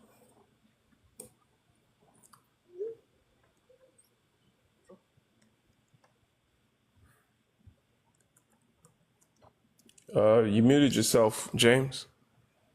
I thought you was about to say something. Hi. Hi, son. Hi, Sunrose. Yes, Yeah, go ahead. Give us your age, race, and pronouns, please. I'm 80 years old. I'm a black woman, and my pronoun is she. Okay, talk to us. Okay. I would like to ask the question for everyone. Can you imagine how it would be if every black person had a college education? Can you imagine what would happen to the prison system? The jails would become like museums for black men. We wouldn't need all the policemen, all the judges, lawyers, although we would still need lawyers and judges, but not as many. Black men would have jobs, they would be able to take care of their families, and it wouldn't be genocide committed on the black man, because in prison he can't have kids. He usually flips and becomes a homosexual in jail. And in 1960 there were 30 million black people. Now there are only 11 million. What happened to the black people? We had a genocide. Exactly. Also, in terms of black reparations, if every black person had a college education, we would stand a better chance of getting reparations. Right now, the Jews, who are Okay, all the right, Auntie. This is TikTok though. You got it's certain words that you're saying that could get my whole platform taken down off this. okay, they need reparations. That's all I want to say. Now we need reparations too. Is that okay? Yes, That's it's a fine. point. Yeah. Okay. Every month they get a check, and when they die, their closest relative starts getting the check. We should have the same privilege as they have. Also, in Palestine, they recruited black maids, and they treated them like slaves. They would take their passports, their telephones, and they wouldn't. Oh, you got muted. You got mute. Who is my that? mic turned off. Sorry. Uh, okay. No, I was talking about you, James. Sunrose got muted. I think she muted herself by accident. Yeah, that happened to me or something. Oh, okay. Yeah, I It think when ain't you me. let somebody new join, it like mutes the panel. It might be in your settings. What? Let's see. Timothy just came up. No, it didn't do it. That would be a fire setting though. If that exists, I gotta look that up. Yeah. But yeah, so Auntie says she's 80 years old, so I understand that there was a time in this country where a degree promised you a job. That is no longer the case. And black women are the most educated demographic, but still one of the least employed demographics, right above black men. So getting a degree doesn't guarantee you a job anymore. There was a time, yes, but Well, Those I days are think long she's past. getting more towards the fact that you have more opportunities to get better paying jobs. It's not a guarantee you're going to get a job, but I mean, it A definitely black helps woman out. with a master's degree gets paid the same amount on average as a white woman with a high school diploma. Yeah, I'm not Damn. up on those stats, so I can't really I mean, like they're not gonna rebuttal be or anything. obligated to tell you. You know, they want to keep it silent. But I remember in the 30s, back in the day, you didn't even need to get a degree. Like you could have a job certificate because when you have all the big industry back in the day, and when they started doing the deindustrialization, this is where everything started being messed up. There was no job anymore. It became like a countryside because back in the day in the South it was different. It was all the big industry, and they started to change. The technology started to change.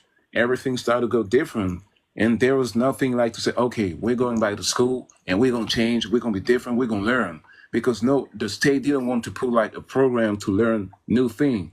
This is how the unemployment started to rise, the crime started to rise, and became different. So yeah, at the point we had to get we had to get like degrees and everything. But right now, it became messed up. It really became messed up. So even if we have like, we have like a high degree and everything, what can guarantee me that I'm gonna get a job? I'm gonna have a loan. I'm gonna take a loan, but what can guarantee me that I'm gonna have a loan? I'm gonna get a job. How am I supposed to pay this? I know people who got degree and master, but they're still working on McDonald's, bro. But education is still important. Education is still important. The difference is that we don't have the networking. That's different because when you go in all the top school, HEC and everything, Harvard, all those top, all those the big university, those white people, they have something that we don't have. This is connection. This is networking. I You looked it know, up, and it says actually research has shown that on average, black women with a college degree often earn less than white women with only a high school diploma. yeah. This stark wage disparity is a result of systemic racism, sexism, and the intersectional discrimination that black women face in the labor market. So, again, the degrees are going to save us thing. That's echoes from a time long gone. These days, degrees don't mean nothing. You either go to Penn State or State Penn. It's not really going to change the outcome for our people. And you know the hypocrisy of it all is that they tried to sell us that, you know what, back in the day, certain people used to work at a gas station and you would be able to buy a house just from even working at a gas station, Yeah. working at a gas station or an automobile plant, black or white. But at the same time, they're like, you know what, we're going to throw this type of bone out there, but we have to also look to destroy the black family at the same time. So what does that mean? How do we do that? My grandfather supported We a family of introduce seven that lived in a welfare. We creek back there. introduce, oh, you can live here, but the father can't be here. At the same time, there's a dream being sold to where if you work hard, you can be able to afford a home at whatever job. Fast forward to today, you need 2 to 3 jobs and still wouldn't be able to afford an apartment. This is And crazy. as for us, yeah, it's wherever you get in, you fit in wherever you can get in. So That's where we're at right now. so the question is So, go ahead. how can you see Asians who come to the country like immigrants? And I'm not speaking about black immigrant. I'm speaking about like those Asian immigrant, those Mexicans immigrants, the Arabs immigrant. They own businesses and they selling black products. They So, own our houses, but we so, don't so, own. They're so re-renting. let me. So that's what this platform is about. Because the thing is that when you ask how they can do that, ask yourself: are they being as oppressed as me?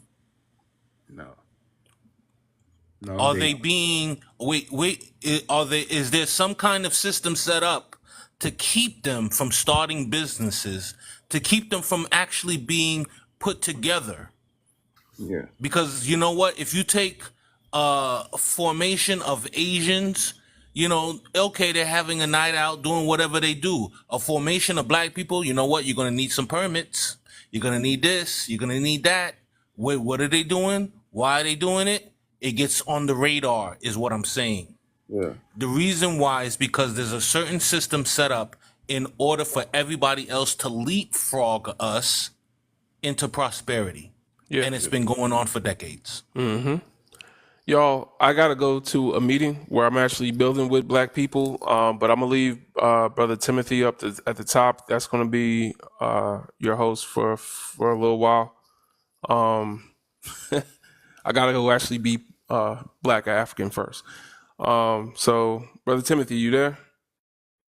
Yeah, I'm here, brother. Is my mic still muffled? Yeah, no, that's better. Okay.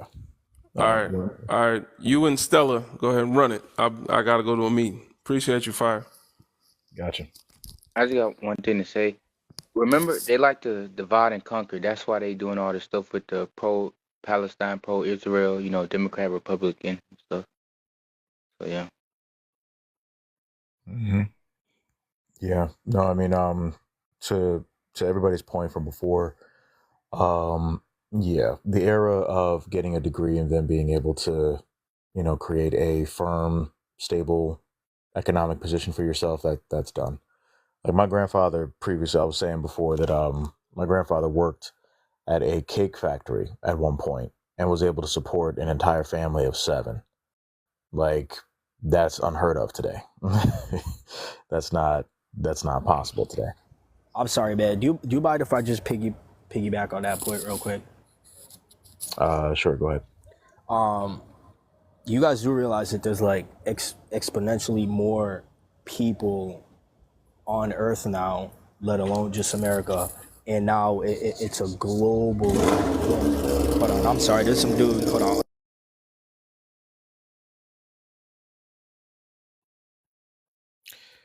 Yeah, you know, it's Struggles of living in New York. There's never a quiet spot. But what I was saying was, you know, we're not only competing with people in the U.S. for jobs. Now it's like with the work from home situation. I work in New York City. I'm in the financial sector, and there's very low barrier to entry. Everyone thinks you have to go to school and get like a finance degree. Now there's certain certifications you can get, but just having that 4-year degree, it doesn't matter whether it's in liberal arts, if you're a comm major, an art major, English major, history. Just having that just shows your dedication to something, right? That you could see something long term, see all the way through. So that's one thing that employers use to gauge whether you deserve this job or not. But the fact that now we're competing with people on a global scale, yes, the job market is going to be way more competitive. But this still does not mean that you shouldn't go to school, you shouldn't get a higher education, because it's not just about hitting the books. I've met people from all different types of walks of life just because I was sitting in a college classroom. Do you know what I mean?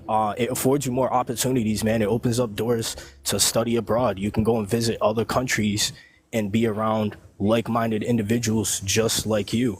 I'm a huge advocate for college, man. I think everyone, and especially now, like 2-year colleges, you can go there for free. You can get an associate's degree for free. Like Rhode Island, they retroacted that, where if you graduated after 2016, you can still go to college for free. Doesn't matter what your age is. Me too. Personally, I believe in God. I was like, people can say no, but look, you can get money with. I say, don't listen to all this white entrepreneur who gonna say to you, you don't need to go to school to learn some stuff. I keep saying, dude, you want to learn about, yes, you can go and get the LLC or whatever, but if you're learning and you got your certificate, like, for example, you got education in finance, bro, you got to learn you will learn how, to manage the money. It's going to be different. I learned how, to put a trust fund, how to ask for money, in different investment, because I work like as an executive financial, bro. So it's different. If I want to open a business, I've worked in banking and finance for 7 years myself, but I deliberately walked away from that field because of how much I was seeing that they're not treating people like people; they're treating people like numbers. yeah, That's why you got to go and get your 1099 on your own. Hold on one second, brother. It very much so promotes a deep sense of anti-blackness, obviously, because we're living and operating in the constructs of racism, white supremacy. It very much so. It's not a space in which you are able to equally achieve certain levels of opportunity where, for example, it's only a finite amount of people that they would allow to be managers. And then beyond that, there's only a finite amount of people that they would allow to escalate beyond the manager aspect. And I would see it firsthand. And usually the people that they're putting in management positions or above that are going to be people from their demographic, not people that look like us. And that doesn't matter what your accolades are. That doesn't matter how long you've been working with the organization. I've seen it at multiple companies where, our African brothers and sisters will have been there for a minute and they'll have the knowledge and expertise, but they'll never give them that extra bit, or they'll never give them the opportunity to get to that next position. They always kind of give them the, oh, you're better where you're at kind of conversation. Yeah, But they I've do seen in that. that Like, manner. I've seen that. My mom, like, she been a waitress, she been cleaning hotel and everything. She been there for 20 years. And every time she came to realize, oh, I'm cleaning, but I got a degree. I can do a lot of something different. I want to be like, I want to confirm. I want to lead like every maid's like from the cleaning. And, the boss, he's a Jewish guy. And was like, no, you do your job so well. I don't want you to do other things. Plus, I don't have another job for you. So she's still to the same place. He don't want to raise. He don't want to raise like the pay. She's almost 62, and I'm like, wait. So it's just because you're black. And every time I used to see every Arabs, they used to go up. I don't know why. I remember there was an Arab's maid. She became like a boss of another hotel, and I was like, Mom, how did she did that? And this is where I came to realize I gotta have my own companies. That's why people keep saying, yeah, but not everybody is suitable, to have their own business. But I feel like black people, we just need to get some businesses and we just need to employ. So I was like, maybe I gotta work for a black bank, but I don't know how it's gonna work in a black bank. Because sometimes even working for a black bank, they have some weird stuff, So I don't know, but I feel like we gotta get our own. We gotta own. Elijah Muhammad said we gotta own something. We gotta own land. We gotta own business, and his message was true, and it's still true to this day. Okay. So my thing is that how are we supposed to own businesses adequately when, for example, Citigroup came out with a report that showed that in 2020, I made a video about this last year. It's on my TikTok, but Citigroup came out with a report where I think it was from 2000, the year 2000, all the way up to 2020. I might be off on like the time period, but they were saying that roughly the United States economy missed out on roughly $16 trillion worth of economic value directly because of their racist practices towards people of African ancestry, applying for businesses, applying for business loans, things like that. So the U.S. economy literally suffered because the U.S. economy or the United States government prefers to engage in racist practices, specifically in making sure that people of African ancestry do not obtain the very things that we're talking about how much we need to obtain. Like what do we do when that is very much so I, a I would systemic issue? I would say we gotta be colonizer. The difference between us and white people is that we weren't colonizer. We didn't have the thirst to colonize, to go, to discover. When I'm seeing like some brother going to Japan, buying home, opening a business, saying it's safe for them. Some people go, I wouldn't say India, but going to some land like Dubai, everything.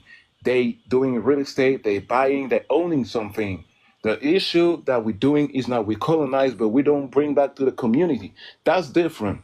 If I got a key, I'm making money. I'm like, okay, you black, just come. Japan want more black people, because they want, to have, because I think that they have like a declining about birth rate and everything. But we should go there. We can buy home. The yen, Rana, the yen No, we is. should. Okay, what exactly is going to be the economic benefit to Black people collectively across the planet by going to a land where the systems and constructs of racism, white supremacy are very much so still there, and by default, Yeah. what would happen is that we would literally be engaging with a demographic that wants zero to do with black development. Like, why would we do that? That doesn't Wait, help anybody except the individual that decides to go there. Maybe. are we including Africans in black or? No, Absolutely. everybody. Absolutely, Black bro. equals African. African equals black. Everybody black that's of African ancestry is African. Period. Yeah. Okay, well, I mean, the only reason why I think there should be like a difference between the two is because, I mean, if you're African American black, like you were born in the U.S., the struggle that you're dealing with is a little bit different than somebody who has a whole country of people that look exactly like them. Does They the system have the of same culture, does speak the the same system of language. racism, white supremacy, is that global? I'm gonna say the I'll be authentic. honest with you, But just because I was born in another brother. country, and I'm just giving you my honest opinion here. No, not the way that you think it is. Okay. See, the problem with that is that it actually is very much Yeah, so global. I'm gonna say this Every to single authentic. You space in know, which Europeans have colonized, they absolutely have instilled forms of racism, white supremacy. So to say that it doesn't exist in other spaces, when we are literally seeing that our own African family are the lowest rung of society in every single space, Well, that's I mean, that's a little bit dishonest because there's deliberately ignoring what the some of the facts are. wealthiest countries in the world are in the continent of Africa. no. I'm gonna say to you. I'm Yeah, gonna yeah, say they are. no. Authentic. And I'm not. Believe me, I'm not like. There is Okay, too much noise, listen, we're but all gonna speak authentic. one at a time, y'all. We're gonna speak No, one at a time. I'm gonna say authentic. I'm gonna say to you because you know I'm. I lived in America. Like I'm also African American, but I'm also Congolese. But I was born in France, so I'm gonna let you know. France is the most racist country you could ever see on earth, and Italy too. So my cuz got unalive in Italy just for being black. Because you never came when you're coming in Paris, but you don't know that France is the first like country who stated by who was the prime minister at the time. The prime minister was Colbert back in the day, the King Louis XIV. He was the first person to say to do the black code. We state that a black man is less than a monkey. This is them who did that. When you're in France, African black families, they are the lowest. They are the lowest everywhere in the Western country. The black people are still mistreated. In the first of all, in Arab country, we are disrespect. In France, we are disrespect. In the UK, we are disrespect. In Belgium, we are disrespect. In Germany, we are disrespect. Portuguese, Italy, everywhere. Even you go in South America, this is the same. We are disrespected. You know what happened to Argentina? You know what happened there? There was black people. They did a mass genocide. This is why you see Argentina is just as white as the moon. So no, the racism knows just it's just because you have this American vision. But when you get global, you get out of the world, you travel, you see how anti-blackness is dangerous. Oh, it's not just about America. America is the little brother. France is the big brother, and this is worse. And I can tell you the only difference, like because with the cops, is way more open, but we have the same issue here in France. Like black people see getting unalive by the cops every day, and there is no justice. Hmm. It's just American centralism because you see everything from American perspective. But because me, I've been living on both sides. I was born in America, also in France. I've been living in America, and I was born in France. I've seen, the thing. The black diaspora is very complicated. Most of the low job are being made by African. Cleaning hotel, cleaning room. Security. In France, this is black people who do it. If this ain't black people, it's Arabs. But this is how it is. But we try to elevate and to go to the school, to the best school, so we can give back to the parents. This is what we try to do. So that's why I was saying, don't have you should not have the vision as just an American, but just change your vision as global, and you'll see how. Everywhere I go as a black person is very dangerous. Me personally, when I'm traveling, I know I gotta be careful. I know I can't go everywhere, you know. So that's it. Yeah. Like the context, like when we're approaching this and we're trying to understand as to just how much it actually impacts us, it may present itself in different variations across the planet, but the foundational principle is always racism, YT, supremacy, and they always impact the 9 areas of people activity. Always. That's where you're going to see it everywhere. And like, for example, in South Africa, they may have a different word than the N word, but they're still using a word to be able to derogatorily or to disrespect our African family in the exact same way in which they use the word here. It's just a different location, different space, so they use a different insult, but it's the exact same structure. They use these same structures across the board. That's the reason why Schmittler went to America to learn about American practices of racism, white supremacy towards people of African ancestry, because he used that to then implement those same tactics in the camps. But people don't want to pay attention to that part of the history, but that's the Facts. reality. Yeah, and that's why even like when we speak about slavery, you know that when slavery was abolished, when slavery was abolished in, in English colonies in America, guess what? Slavery was still going on until the 19th or the 20th century in Africa. It was still going on. Like everybody knows about Belgium and the Congo, 20 million Congolese alive by King Leopold, who was the cousin of the Queen Victoria, you know. And before that, we had also the Portuguese, the English, the French who came in Congo and and Arabs also were practicing slavery and taking our people. 60% of the people came from the Congo Kingdom.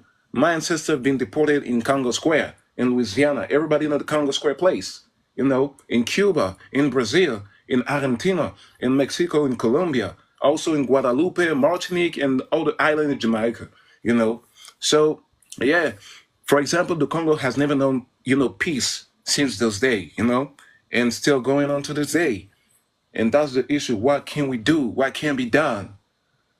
That the thing also we have we have people betray our own people. They betraying us. And that's the issue also. That's why when Obama became elected back in the day, I was like, how can you say, can you be proud that Obama is elected?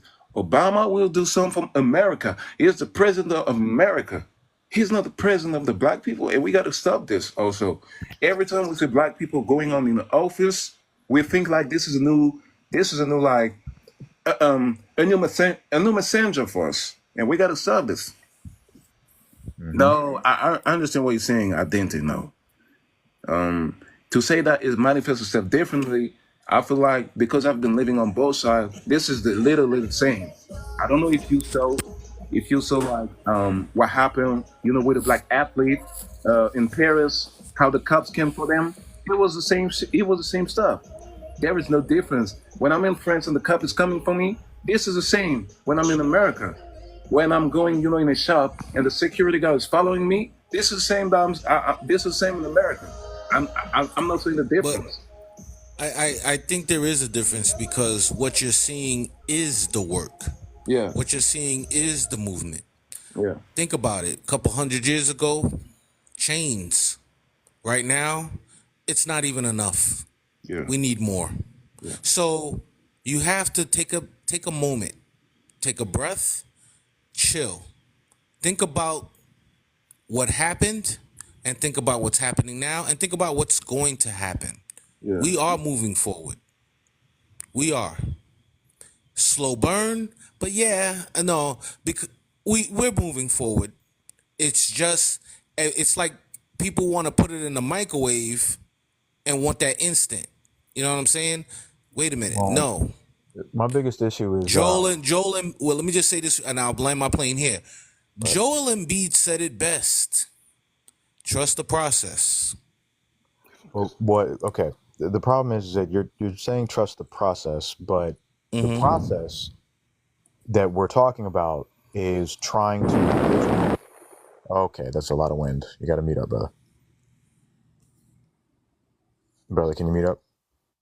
Thank you. Yeah, you do. So the problem is that with the process that we're talking about is trying to live and thrive within inside of racism, white supremacy. Like that's not how the construct of racism, white supremacy operates. You can't live and thrive inside of a system that has been strategically designed to ensure that you as a black person never is able to thrive and to a certain extent not able to live either. I So, agree with you. I right. just don't So, think but we're the going to problem see is it. that we're I not don't think going we're to going to see see. it in our generation. Well, see, Yeah, for sure. the thing The is way you that guys, the way everybody all right. wants it, Hold I on, don't hold think we're on. going to I'm see it in not. our generation. All right, listen. All right, we're not gonna do the whole over talking thing. I wasn't finished my point. But listen, we're seeing it right now. We are literally seeing it right now as we speak. But it's not here in America. It's on the continent of Africa with our African brothers and sisters. Like it's literally in Mali. It's in Niger. It's in Burkina Faso. They threw out the oppressors, and they also unified into a federation built off of Pan-Africanism. They're backing it with military and economic power. And on top of that, Niger just expanded its pricing that it's now selling its uranium for. Previously, France, I think, was trying to purchase it from them for like less than €1 or something like that. But now it's selling for over 200 euros per pound or per liter. I forget the exact measurement of what it is, but they spiked it up massively. And that's only after they threw out the oppressors. So we're watching it happen real time right now.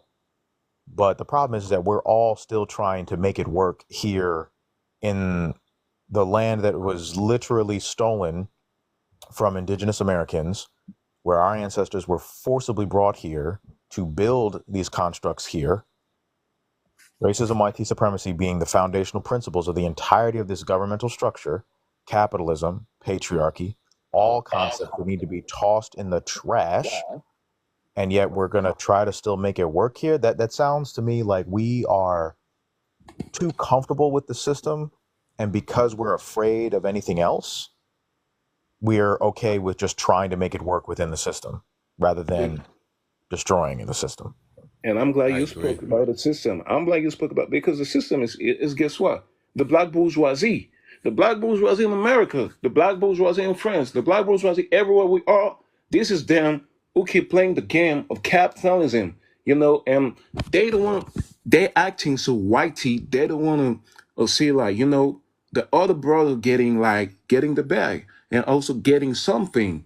Also, that's why I keep saying, like, for me personally, and this is my personal opinion, I feel like we were better in segregation than we are now. And that's my opinion because, I remember back in the day when the most honorable Minister Louis Farrakhan and also Elijah Muhammad was talking about separation. We were better in economy. Y'all remember about Black Wall Street? We were better. We were getting better. Had job. We didn't really need education. There was a prosperity. We were flourishing. But who came? Guess what? Who came to destroy everything? The white man.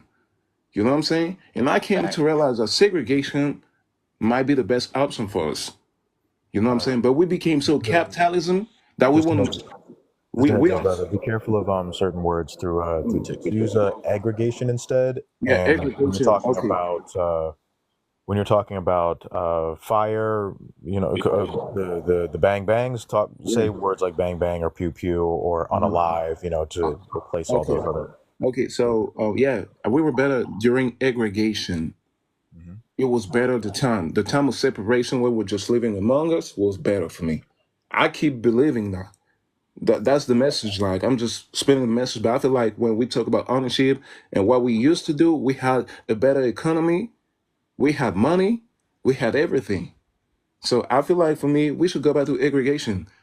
I still believe we were better. Of course, there was some low, the Jim Crow, we know, but it's better to live in the aggregation without the Jim Crow and everything than what we're living now.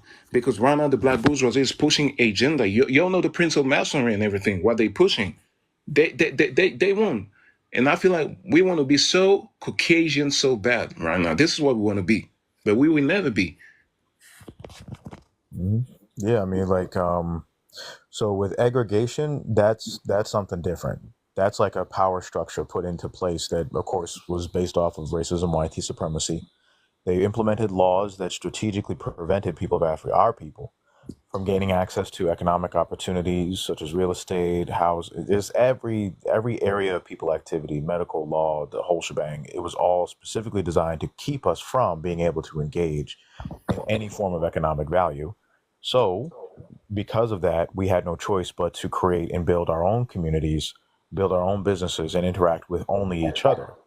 And that definitely put us in a better economic position because we built wealth by keeping that wealth within our own spaces. And then once they realized, oh, snap, us separating them from us is actually keeping them in power, that's when all of a sudden you start seeing more of an okay or an acceptance of certain concepts that would allow for the integration to take place. But yeah, like not segregation, but definitely separation, absolutely wholeheartedly. And when I'm talking about separation, I'm not talking about staying here in terms of separation, because YT people, especially us living in the constructs that is a society that's built off of racism, YT supremacy, like they're not going to leave us alone, y'all. They're Are not. you saying geographically not stay here?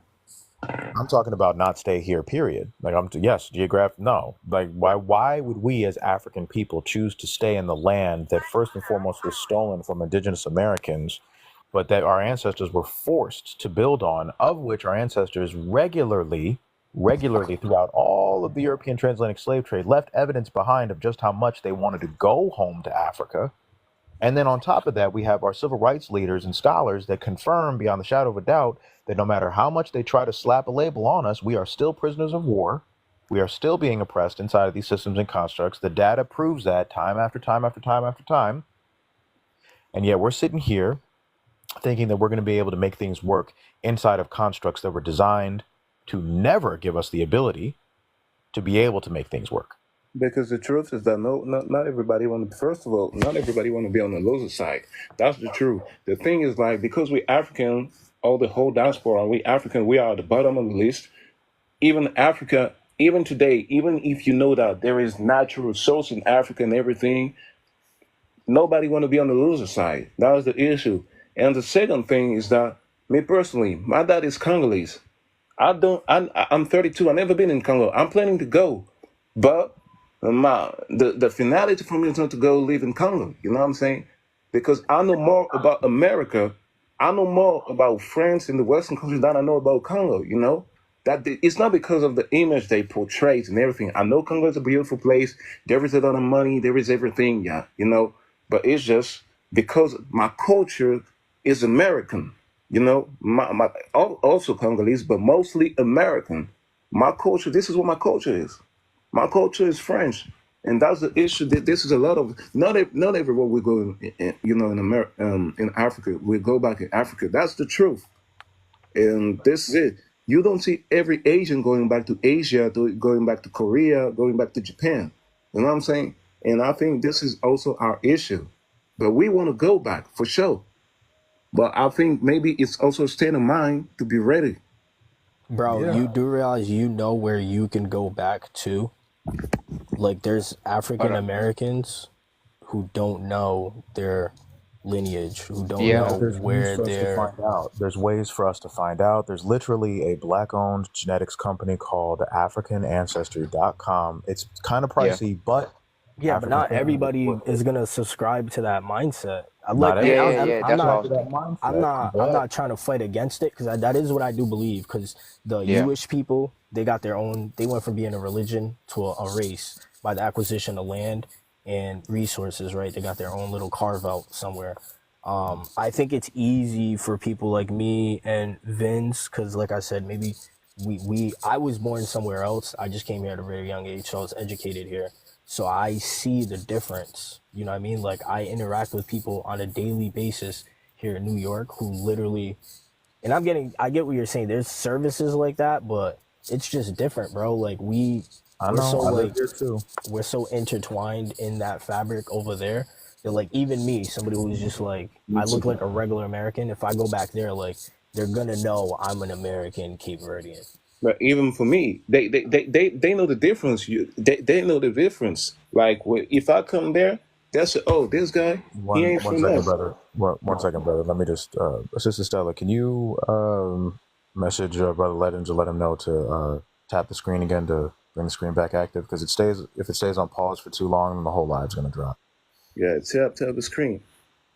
No, like I was saying, me personally, I know where I came from. I can go, but there is political context. There is a different mentality. If I go there, they know that I don't. They were literally in Congo. When you came from a Western country, the black people over here, they call you a whitey because they It know shouldn't you be ain't like like. that.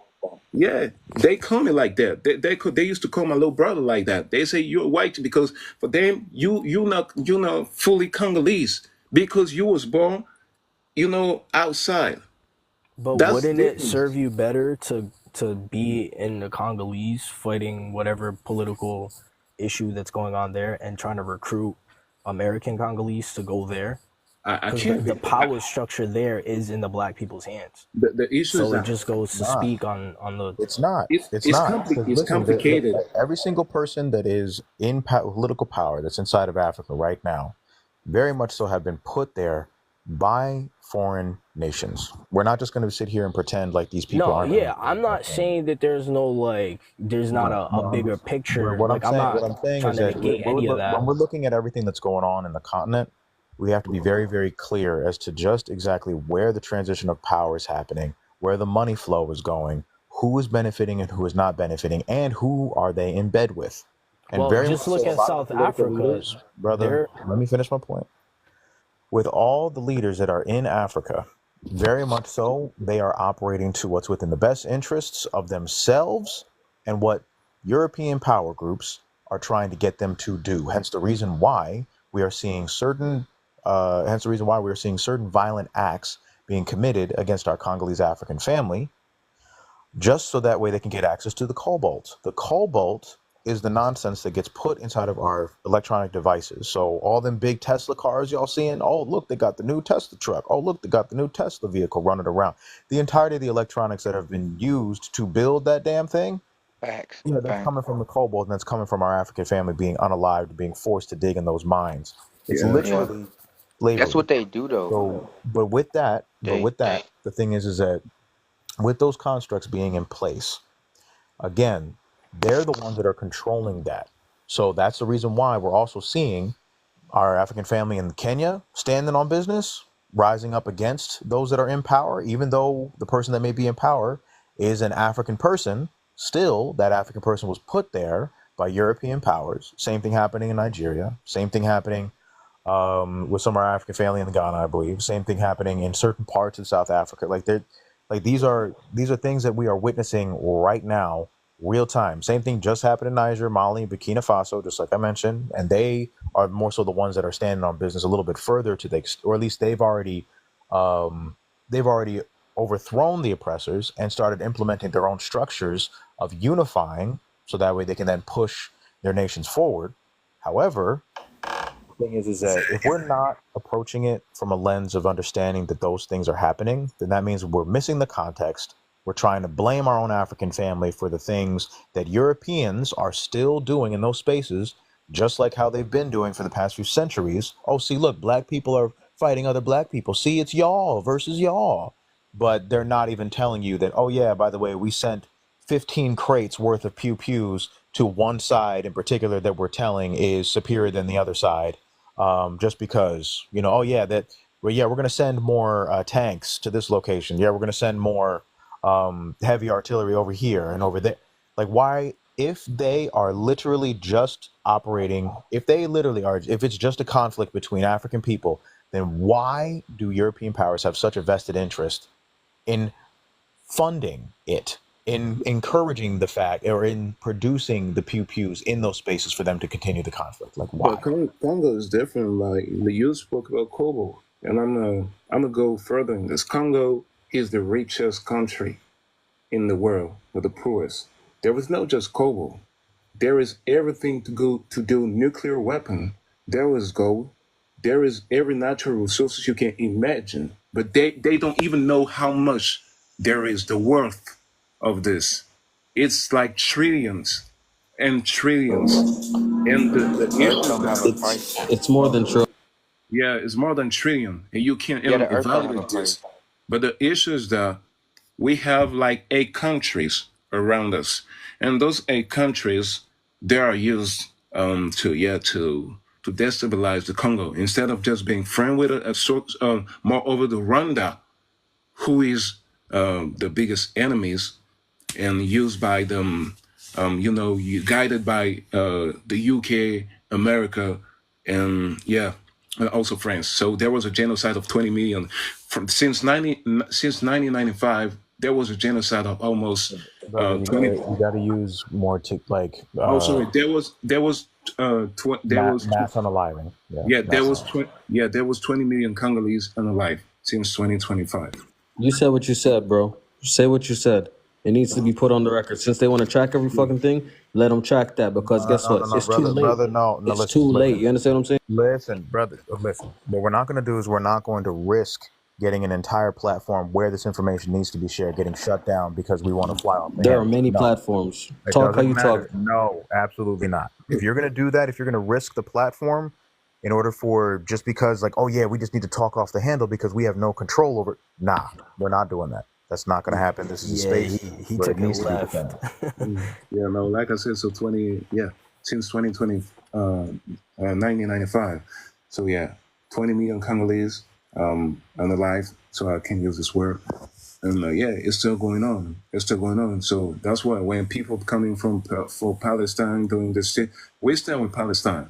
But I came to realize that when it's about black struggle, it's like people do not care. And when black people just want to support their own, they're like, oh, it's like everybody getting angry, And I don't understand why. When it's about black struggle, no one want to struggle with us. But everybody just want a lifestyle. Everybody want to be hip hop. Everybody want to do braids. Everybody want to listen to Afro beats. Everybody want to make music like us. They want to sing like us. They want to hang, talk like us. But they don't want to struggle. And that's my issue with everything that's going on. But that's the construct of racism, white supremacy. Listen, 'cause they benefit directly from our oppression. They benefit directly from our trauma. They benefit directly from all of the unimaginable barbarism that they commit against us. But do they want to actually engage in actively trying to stop all of that? No, because the entirety of the system is built off of racism, white supremacy. They literally have impacted every single area of people activity, just like how Dr. Neely Fuller Jr. talks about. And the reason why it's important to state all that, it's because they have built incentives to maintain racism, white supremacy, so much so to the point where we are now indoctrinated into thinking that we need to betray our own people in order to be able to then participate in small portions of these incentivization or of these incentives. And the biggest, and they do, like, for example, Candace Owens gets paid for what she talks about, y'all. yeah, And it's good money. You'll see black people up on these platforms talking all types of anti-black stuff, and you will see YT people all inside their comment section sending every amount of gifts. Like to the point, I think one sister that I saw, she had over 1,000 people in her live, and they were just gifting. But everybody was YT, and all she was doing was just confirming the same YT supremacist talking points that you hear on every single Trump live. So there's money in it, but that's because they built the construct of racism, white supremacy to incentivize those that betray, those that are traitors to, and those that maintain the systems and constructs of racism, white supremacy. That's why it has to be destroyed. Yeah, we can see that also with Rockefeller, because we love hip hop. I guess we're from maybe you can be older than me and everything, but Rockefeller, Dame Dash, and Jay-Z. When you look carefully where Jay-Z is sitting right now, everybody keeps writing for Jay-Z, but when you look carefully what he did in the Rock Nation, I can understand, like, for example, that Dame Dash, he had a bad behavior. I understand that. But when you look carefully what Jay-Z did and where Jay-Z is right now as in a corporate America, it makes sense that we have this attitude of betrayal. Like when you look carefully, the NFL stuff, to this day, I was like, whoa. The NFL, when Jay-Z said, like, we past kneeling, and he started, like, that was the first time I was seeing Jay-Z nervous. And this is what I understood now. This guy, he was not for us. He is for himself. And that's the issue. We have to move as collective. Yeah. Jay-Z, So, brother, I want to give James a chance to be able to speak. yeah, for sure. James, just to start off, can you give us your age, race, and pronouns? Um, we gotta start, uniting and protecting ourselves because Well, brother, just we to just start we off real just quickly, age, race, and pronouns. oh um race, I'm black, pronouns he him, and I'm 20. Okay, perfect. Talk to us, family. But I just wanted to say, like, we ain't nothing but just to them a resource, because all we do, we create entertainment for them. They steal resources from us, and we need to start protecting ourselves because they want to take everything from us to, you know, I don't know. It's like that's why they try to control us, because they know we I don't know. It's like they try to manipulate us. They come up with these false narratives like they here for us and we should be together and stuff. But then they steal from us all the time. And I think it's a whole facade how they try to put one narrative and then go behind our back. It's kind of like Malcolm X said, you can't you can't stick the knife in my back and only put it out 3 inches and it's 7 inches and it's 7 inches in total. That's the point I wanted to get out. Yeah, no, that's true. That's facts. That's facts, brother. Malcolm X, very much so. Like his wealth of knowledge, just was beyond anything that we could ever possibly hope to imagine. Like that's like he just knew, and he was a avid reader, avid reader. He transitioned himself from being engaged in the lifestyle that he was in before to one of the most intellectual minds of our time.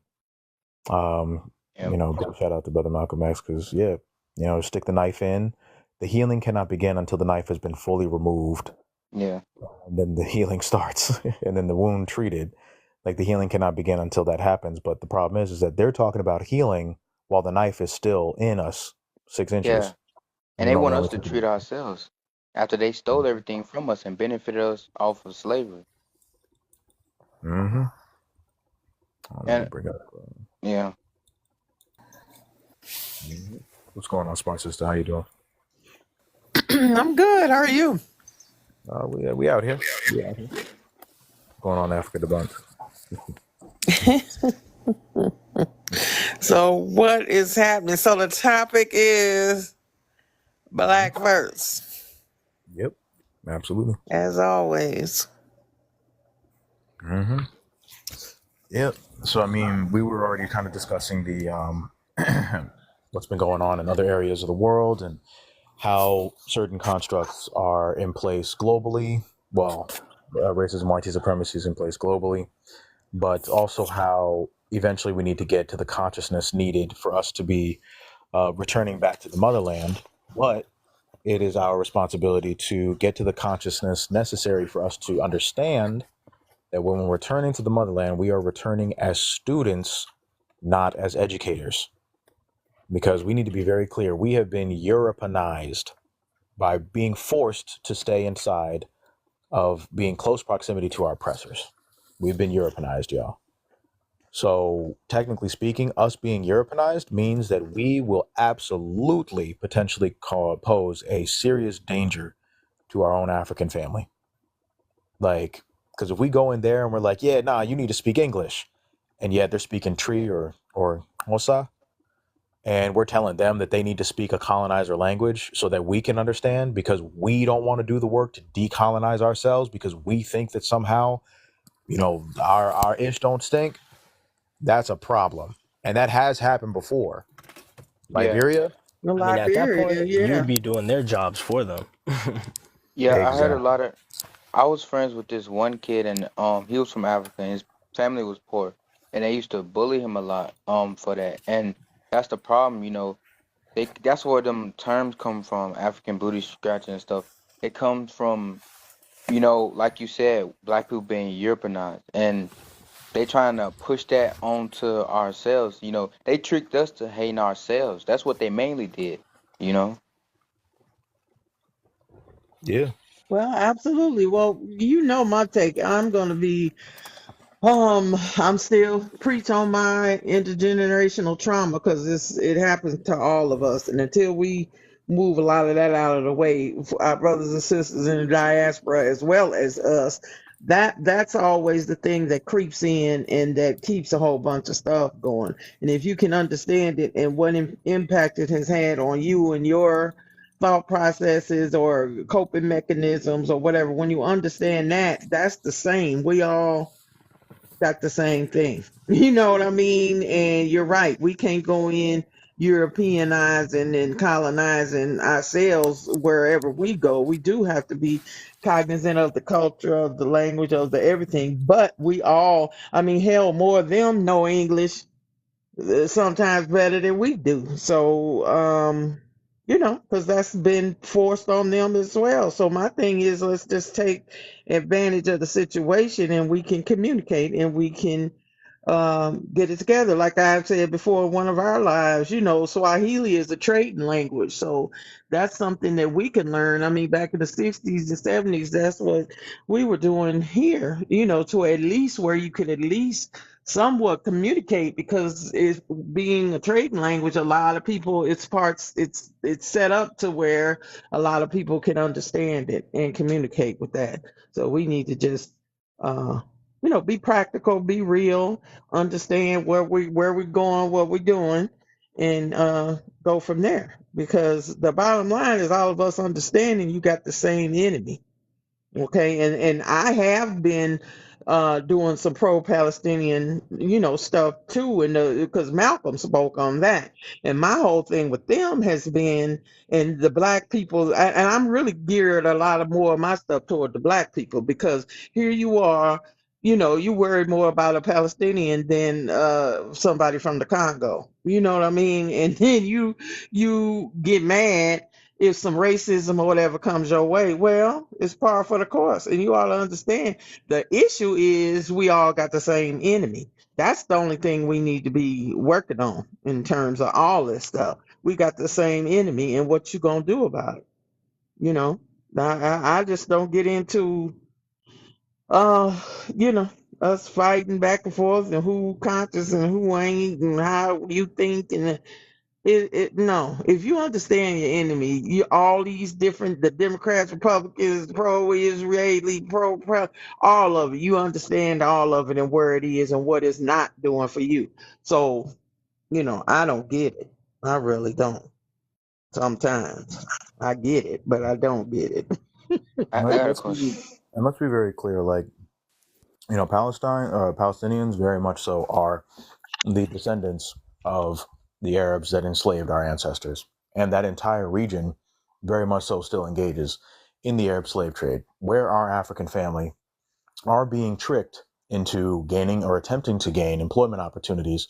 And then the second that they land, what happens? They snatch away their passports, snatch away their form of communication, and they're immediately put into a status of slavery. So that's happening right now, today, 2024. We've even had conversations with a African brother who came into the Discord talking about how he lives out in Saudi Arabia. And that is exactly what he saw. He saw public beatings of our own African family out there. So, I can believe that. yeah. And some Mm, Haitians have slaves that we've done to each other. I mean, don't get me wrong. I'm not trying to take away from that, but my thing is, what you going to Saudi Arabia for? I mean, we don't need to be there. We need to get separate just like everything else. And then we need to look at the whole issue of who doing to what and get away from whatever is not in our favor. 'Cause let's But face some, it, we being sex trafficked right from here. but A sometimes hundred they come to thousand us. missing black women and girls. Come on now. Yeah, I agree. But I feel like sometimes they come to us. Same thing. That's how the slave trade started. They weren't gonna let us be just by ourselves. That's why I feel like it's never gonna end. They gonna come to us. They gonna follow us. As long as we here with them, it's gonna be dragged to the end of time. That's how I feel. Well, it don't have to. We can separate from their asses. That's what we need to be doing. Separating from all of them everywhere, all over, everywhere. mhm. Period. Yep. And Because let's be very everybody clear. always trying to put their hand in our cookie jar. What else is new? Hmm. We need to slap that bad boy closed. No, you can't get no more. Nothing else. Mm-hmm. And also, African family, they're not going to survive till the end of time. They're just not. Like that's not how.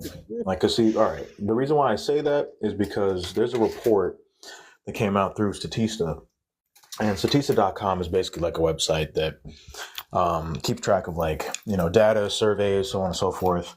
But it's a website that major corporate conglomerates use to make business decisions. So they'll go on there, they'll spend like $1,000 for a survey just so they can get access to the data. And it's also basically like where a lot of that stuff is kind of documented. It's held there, so on and so forth. But there's this survey that talked about, or this population report that said that by the year 2100, Europe is expected to decline in population by 114 million, meaning there's going to be 114 million less Europeans in Europe. However, in Africa, there's going to be an additional 2 billion, effectively boosting our numbers up to 3.5 billion, I believe, somewhere around there. And that puts us just underneath where China is expected to be in that exact same, where people of Asian descent are expected to be right around that same time period. So if that continues, that means that people of African ancestry are once again going to be the largest population, the largest demographic on the planet, while YT people are going to be one of the smallest, even though they already kind of are. So that's the thing. They don't want that to happen. And they know very clearly that that is exactly where Mother Nature is pushing the trajectory of every single demographic on the planet. So they're trying to prevent all of that from taking place. So technically speaking, we think that it's going to be to the end of time, but in reality, whiteness only became a concept, and the genetic mutation necessary, the genetic mutation, or at least the gene structure necessary to even have YT skin, that didn't happen until about 70,000 years ago. And you don't really actually see YT people have that physical appearance of more YT-ness until about 6,000 to 8,000 years ago. So it's recent, and it's not going to be forever. No, and there's 1 billion black people in Africa now. So, they always want to make you think there's not that many of us, but it is. We already there. People say, oh, China got 1 billion people. So do we. And nothing new there. And we're younger, too. That's the thing. We're at the median age is younger. So that's why we will grow and do our thing, because we're younger people. So that's what I mean. I'm not worried about them, because like we always say, the sun coming for them. So we don't have to worry about it. Right. Let me go ahead and Johnson, could you start off by giving us your age, race, and pronouns?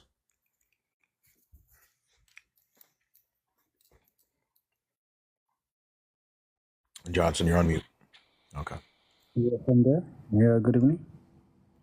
Yeah, we can hear you. What's your age, race, and pronouns? Yeah, my age is just 33, and I'm from Africa, Nigeria. Okay.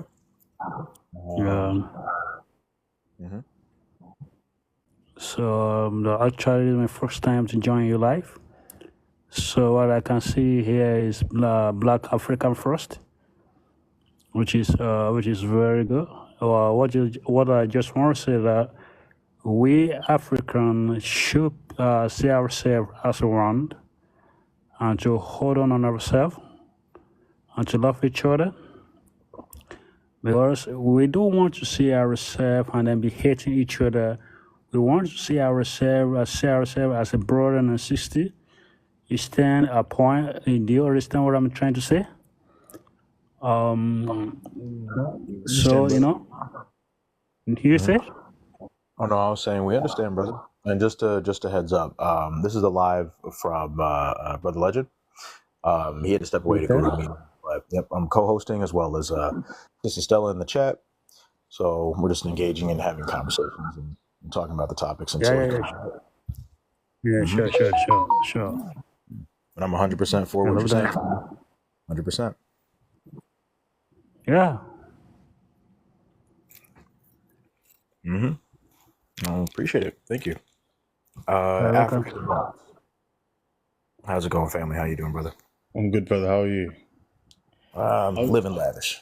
I, I was just listening to Sister, and Sister was making some interesting points, and I think it's for me, it's interesting that like, despite all the efforts to undermine, to unalive, to marginalize, and to oppress Black people, that the world is naturally re-Africanizing, like just almost like it's like a cosmic balance. Like if nobody does anything, the world is going to re-Africanize, because like it's almost like at the same time as Europe has population crash, at the same time as Europe has falling birth rates, at the same time as Europe has falling sperm counts, at the same time as Europe has like record amounts of infertility, like Africans are having the most children in the world, and Africans and as they said, the demographic trends are showing by like 2050, 1 in 4 people are going to be African on planet Earth. 1 in 4 people will be African. So it's just for me, it's always fascinating that like the world. It's almost like I don't know. It's almost like the cosmic law. Like the world is blackening, irrespective of like the machinations and the conspiracies against people of African descent. And I was gonna say, I think in regards to like the topic at hand, I think sometimes our nature as African people betrays us. And what I mean by that is that I think a lot of the time our nature as African people is to lead with empathy. And I think sometimes our empathetic disposition betrays us. Because I think in regards to like what's going on in like especially with Palestine and Israel, I advocate for like having and I understand, because like even me, like my knee-jerk reaction is empathy to what's going on. But I advocate for us as Black people to have a more fact-based like position on like the Middle East and especially what's going on in like Israel and Palestine. I think it's important for us because I think two things can be true. Because I think number one, I think it's important for us as Black people to understand that like, yeah, man, Israel's a violent apartheid state, and like Israel is currently conducting a mass unaliving of Palestinians in Gaza. That is 100% a fact. But I also think it's important for Black people, alongside that fact, to understand that like both parties who are involved are deeply, historically, and currently violently anti-Black societies. Like Israel has been a violently black a violently anti-black institution since its inception. Like it, if anybody knows about the Depo-Provera scandal, where they were using what's it called again, using Depo-Provera, which is a banned what's it called again, contraceptive, and they were using it to sterilize Ethiopian Jewish women. Like they have a long history of anti-blackness, Israel. Likewise, also the Arabians across the Arabian Peninsula have a long history of enslaving Black people, of violent anti-blackness. The Palestinian Bedouins traded slaves for hundreds of years in Palestine. That's how you have Afro-Palestinians who have been there for hundreds of years. They're the descendants of slaves that were traded throughout Palestine. And I think it's important for us Black people to understand that, hey, as much as like we can understand the clear context of, hey man, one side is violently oppressing another side. I think it's also important for us to understand, man, these guys aren't our friends. Like, with all due respect, these guys aren't our friends. These historically like like Arab people, like I think it's important to like, because what happens is that like when you say things like this, people will say, "Oh, but my friend who's Jewish, he's not racist. My friend that's Arab, he's not racist." And I think it's important that like people understand a word called cultural consensus. So the cultural consensus means that cultures have positions. There is no culture where every person in that culture has a certain position, but like there's a general cultural consensus of like a culture believes in something. For example, if I say Americans love guns, that's the cultural consensus is like America loves guns. like you may not love a gun. You may not love pew pews, but like in terms of American culture loves firearms. That's the cultural consensus. Likewise, if I'm talking about black people and I say, hey man, black people, the general cultural consensus is that black people are homophobic and we have a problem with homophobia. Like, I may not be homophobic. The black people I hang out with may not be homophobic, but I understand that, like, as a black community, as a community, and the cultural consensus is like currently like we're kind of homophobic and we have a problem with that. Likewise, I would tell you, like, anybody who's been honest about Arab culture will tell you, oh, Arab culture is anti-black. And the cultural consensus for Arab culture is anti-blackness. That is the generalized norm. And your Arab friend may not be anti-black, but like the contemporary culture of Arab countries is anti-blackness. Likewise, like Israeli culture is anti-black. Like your Israeli friend may not be anti-black, but the cultural consensus in Israel is anti-blackness. And I think it's important, like, like, because I think what people do is that when we're talking about cultures and their positions on things, people like to personalize it and say, "Oh, but my friend, I know, but my friend and his family, they treated me really well." Like, bro, that doesn't Excuses. take. It doesn't take away it doesn't take away from the fact that he comes from a violently anti-black culture. So in regards to like, that's why when for me, I think like some black people are overly invested in what's going on in Gaza. And if you'd think that like Gaza was the only like mass unaliving that was going on in the world, and I think even like black people's reaction to Gaza shows a level of like self-hatred, because I've seen black people in real time over the last year and a half like inform themselves. I've seen black people become like go out and research and understand, and I'm like, so we have the capacity to go out and educate ourselves, to look at sources and to inform ourselves on the political positions of things going on in the world, but we won't do that for ourselves. We won't do that for Sudan. We won't do that for Congo. We won't go out and educate ourselves, but we'll educate ourselves about things going on in the Middle East, about cultures that don't particularly have very much love for black people. Exactly, brother. Like it's exactly what you said it is. It's a clear indication of self-hatred. Anytime that I see my African family crashing out, doing all types of stuff, just to be able to bring more of an attention or the spotlight towards Palestine, what's going on with the Palestinians, it's baffling to me, because you always see that there's such to the opposite, almost like a eerie silence when it comes to our own African family that literally have had over 20 million of our own people that look exactly like us, people that we are genetically tied to, people that we literally originate from.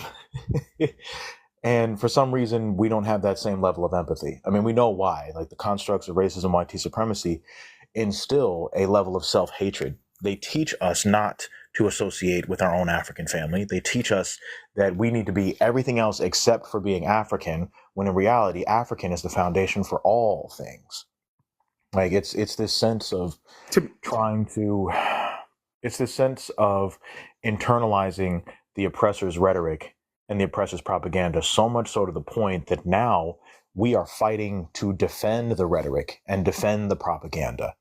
And like, let's be very clear, our African family absolutely are still being oppressed, in some cases by people that are, well, not some cases, but very much so our African family have a deep-seated history of like the Arab slave trade happening from 700 AD all the way till modern day. And for us to just completely ignore that aspect of it, when we are seeing video clips of atrocities happening to our African family that are in those spaces right now, and to the extent of which, even though there may be conflict that is happening where one demographic of people is being oppressed, they still find time to be extremely racist towards us, even in the face of oppression.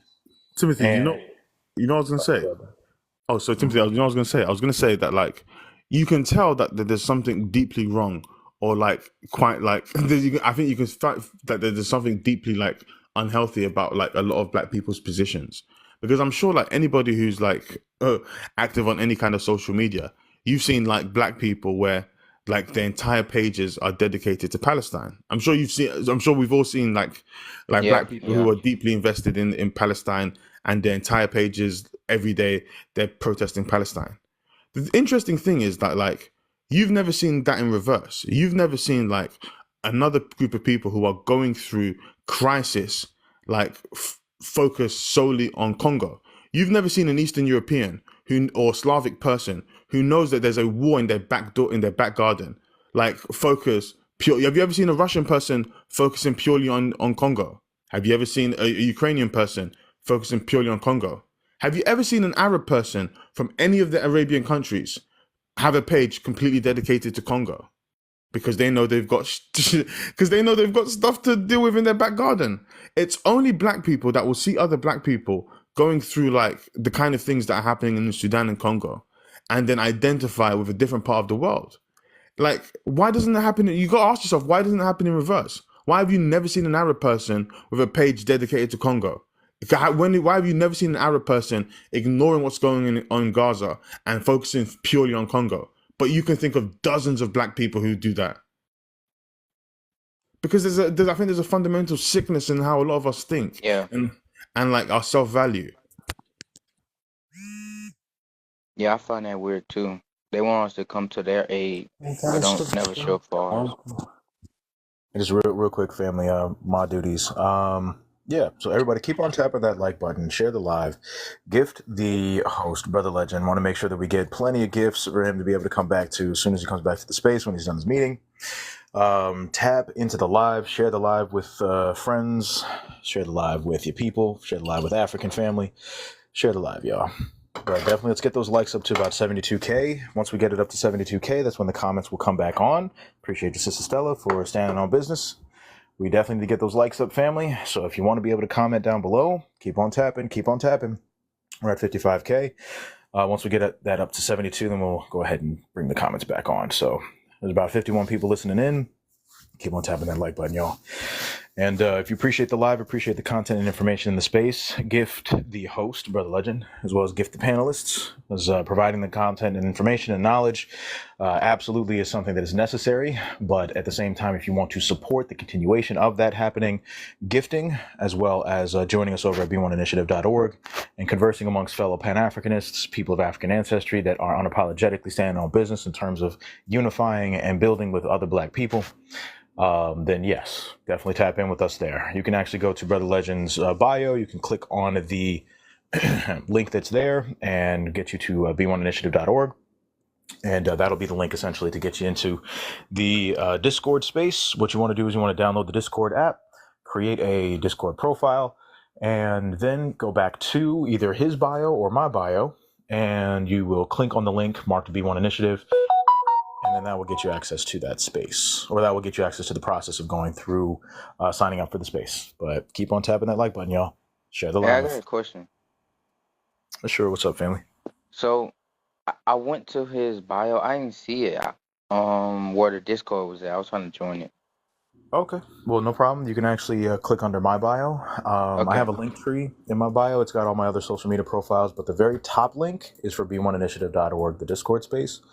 Yep. So you want to make sure that you got the Discord app downloaded first, set up your profile, make sure all that's good to go, and then click on the link. And then that's when it should get you into the, step-by-step process of joining us over there, family. Okay, appreciate it. Mm-hmm.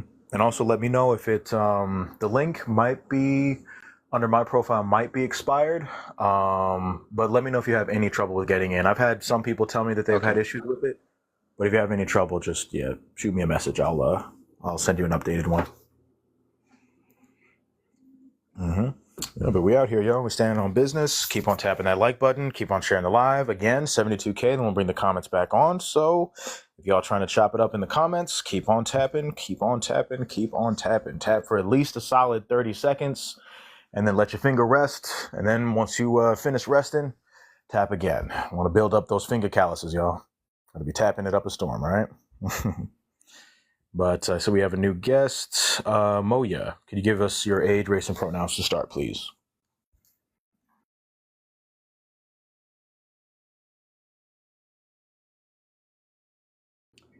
Moya, you are muted. You're gonna have to unmute, family. Well, until I confirm who you are. Yeah, brother. There we Hello. go. Yeah. Can you start with your Yeah, age, race, and man, pronouns, I please? wanna help you, man. Brother, listen. My English is so good. I'm from Africa. East Africa, Somalia. Yeah. Just hold on, family. This is Timothy. I'm co-hosting Brother Legend right now while he's in a meeting. But if you could just start with your age, your race, and then pronouns, Yeah, please. yeah. I'm raised. I'm Somali. Mm-hmm. I'm 21 years old. Yeah. Okay. Okay. I want to thank you with you. I understand English. I don't speak good. Oh, that's fine. Take your time. I want to tell you something. Yeah. Mm-hmm. Yeah.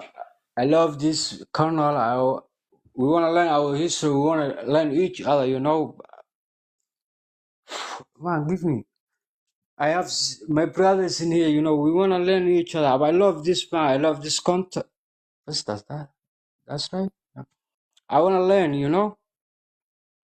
Yeah, What's absolutely. that? We want to learn Yeah, about you that's too. our history. That's history. Yeah. Mm-hmm.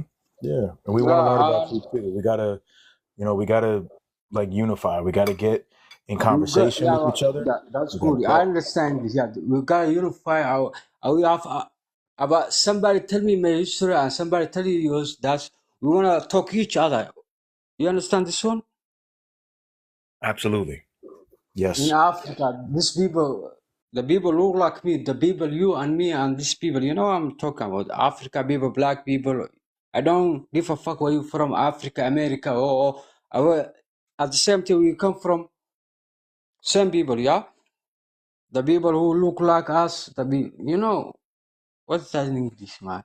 My English not good. Yeah, about we want to understand each other. I love, hey, man, I'm too young, yeah. I love this continent, this black African people. We want to talk to each other, I listen.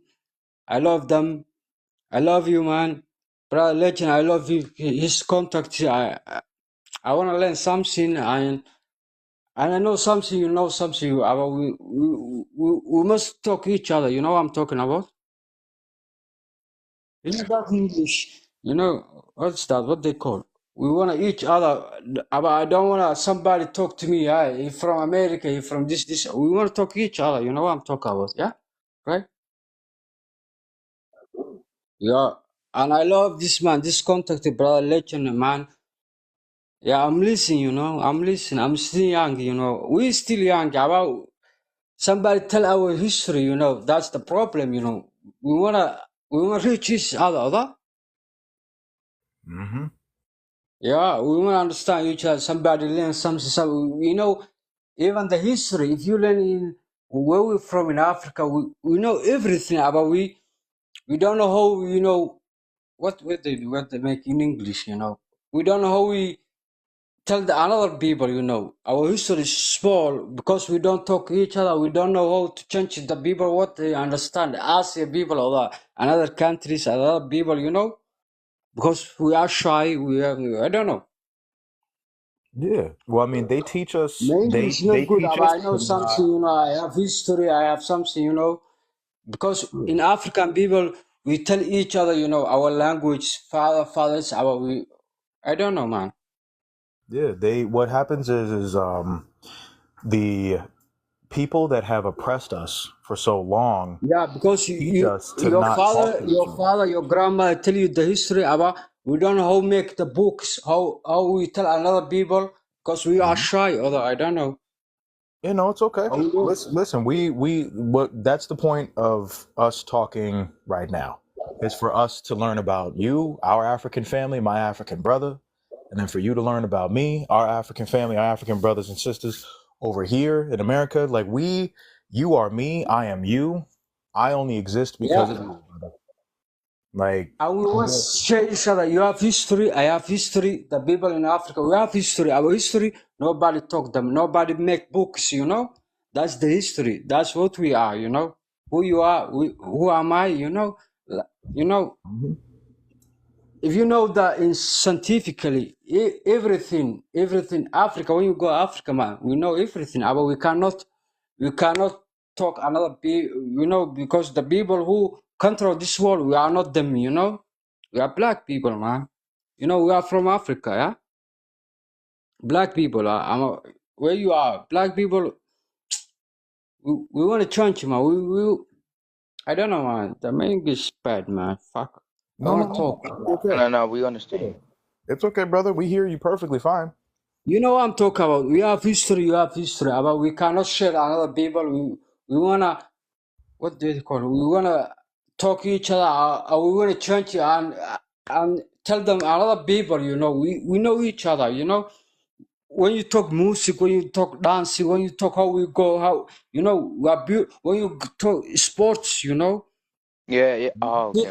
everything we are good, but we cannot contact another people because we are shy or we don't know another maybe So you basically saying we don't associate enough. We don't talk enough.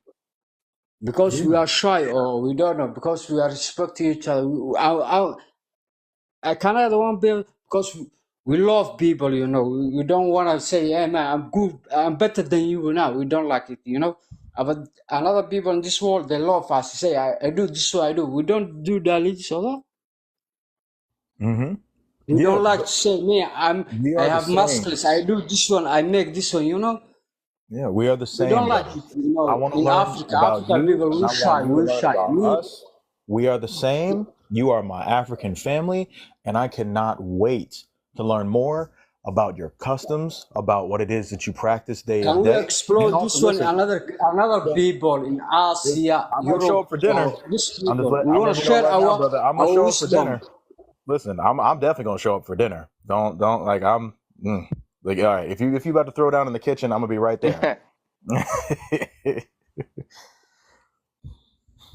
That's definitely one thing I'm gonna be about. But yeah, brother, I appreciate you. Brother. I appreciate your African family. Mm-hmm. That's beautiful. That's love, man. Love. Yeah, black power, love, nothing but Black love. power. Now, one day, like I don't have Africa, but we wanna share, man. We wanna share. We wanna tell our people our history, what we do. Mm-hmm. We wanna flip our history, where we're from. Mm-hmm. If Yeah, you go a museums in America, where you from in America or England, that's our history. absolutely. But we cannot change it because we are shy. Yeah. Well, What does my English not bad? What do they call, man? I don't know. Well, If I talk how I wanna because I have problem with this TikTok. that's okay. Listen, They block me. They block what because matters now, I'm so family, is that we're aggressive, talking man. now. What matters now, family, is that we are talking now. And what matters is that we listen. I understand everything that you have You been saying. understand me? We understand each other. You connect me. Absolutely. I understand you. You understand me. But can you change this? You understand me, yeah? Because Absolutely. I'm here, man. Because this context is African and black first. We want to talk, yeah? And change it, man. Absolutely. Absolutely. Change your language and political. Man, I don't like if I'm political, man. I'm from Somalia. I don't give a fuck, man. I know how to fuck this man. You understand me what I'm talking about? Yes. Yes, brother. Yeah, man. I love you, man. I love you, man, and I love you. yeah, me too. I love you Black too, brother. power. Love you, What I'm Yeah, talking bro. about? Black power. We are dying about still. Don't forget, man. We are from about our history never die. You know what I'm talking about? Mm-hmm. Yeah. Hey, man, my English. I have so wow. We have here some people. I'm best one who can speak English. About my English. Because I'm And that's African, okay. man. I'm changing my mind.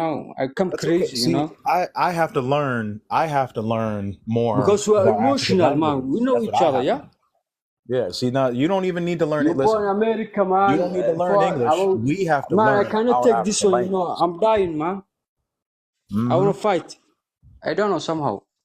Mm-hmm. Yeah. Yeah, man. I Listen, love you. I love you too, brother. I love you Appreciate you, too, brother. brother. I love you, man. Love you Black too, Yeah, power. man. you too. That's Black real. power. The real one is black power, man. African power. Absolutely. We African are power. original Black people. power. We are from Love here. you, brother. There's no Greatly human appreciate you. beings. In history, we are the people. We are the owners of this land. We are everything. You know what I'm Yeah, talking the about? original. Don't learn their history. Don't you know what I'm talking about? They block me, you know. Learn your history. Speak each other. African power. Black people. Absolutely. You know where I'm from? The last country in Africa, man. I love, man. I'm here. I love, man. That's what we talk about, man. One day, can I tell you something? Mm-hmm. One day we control, you know what I'm talking about. Yes. One day. Because everything, you know what I'm talking about, man. Yeah, it's coming, brother. It's The coming. language, the power, the sports, the everything, the music. You know what I'm talking about, man. Yeah. Absolutely. Because you know what we need? We need to talk to each other, you know, because they control. You know what I'm talking about, man. These people, man, they block me, man. They Yeah, want to fuck me. unity. Yeah, I don't give a fuck. I'm from Somalia, man. I don't give a fuck, Yeah. Hey, brother, man. just be One careful. day, Be you careful know, with the cursing, because TikTok likes to, flag us fuck forever. TikTok, man. Just be TikTok careful. somebody, Be careful with man. the cursing, brother. But I hear you. I 100% hear you. I'm 100% Yeah, with you. yeah. 100%. Man, not TikTok, man. Man, how you look, man? When we go, man. Do you know? Do you know this? The history, you know. I don't want to talk about these people.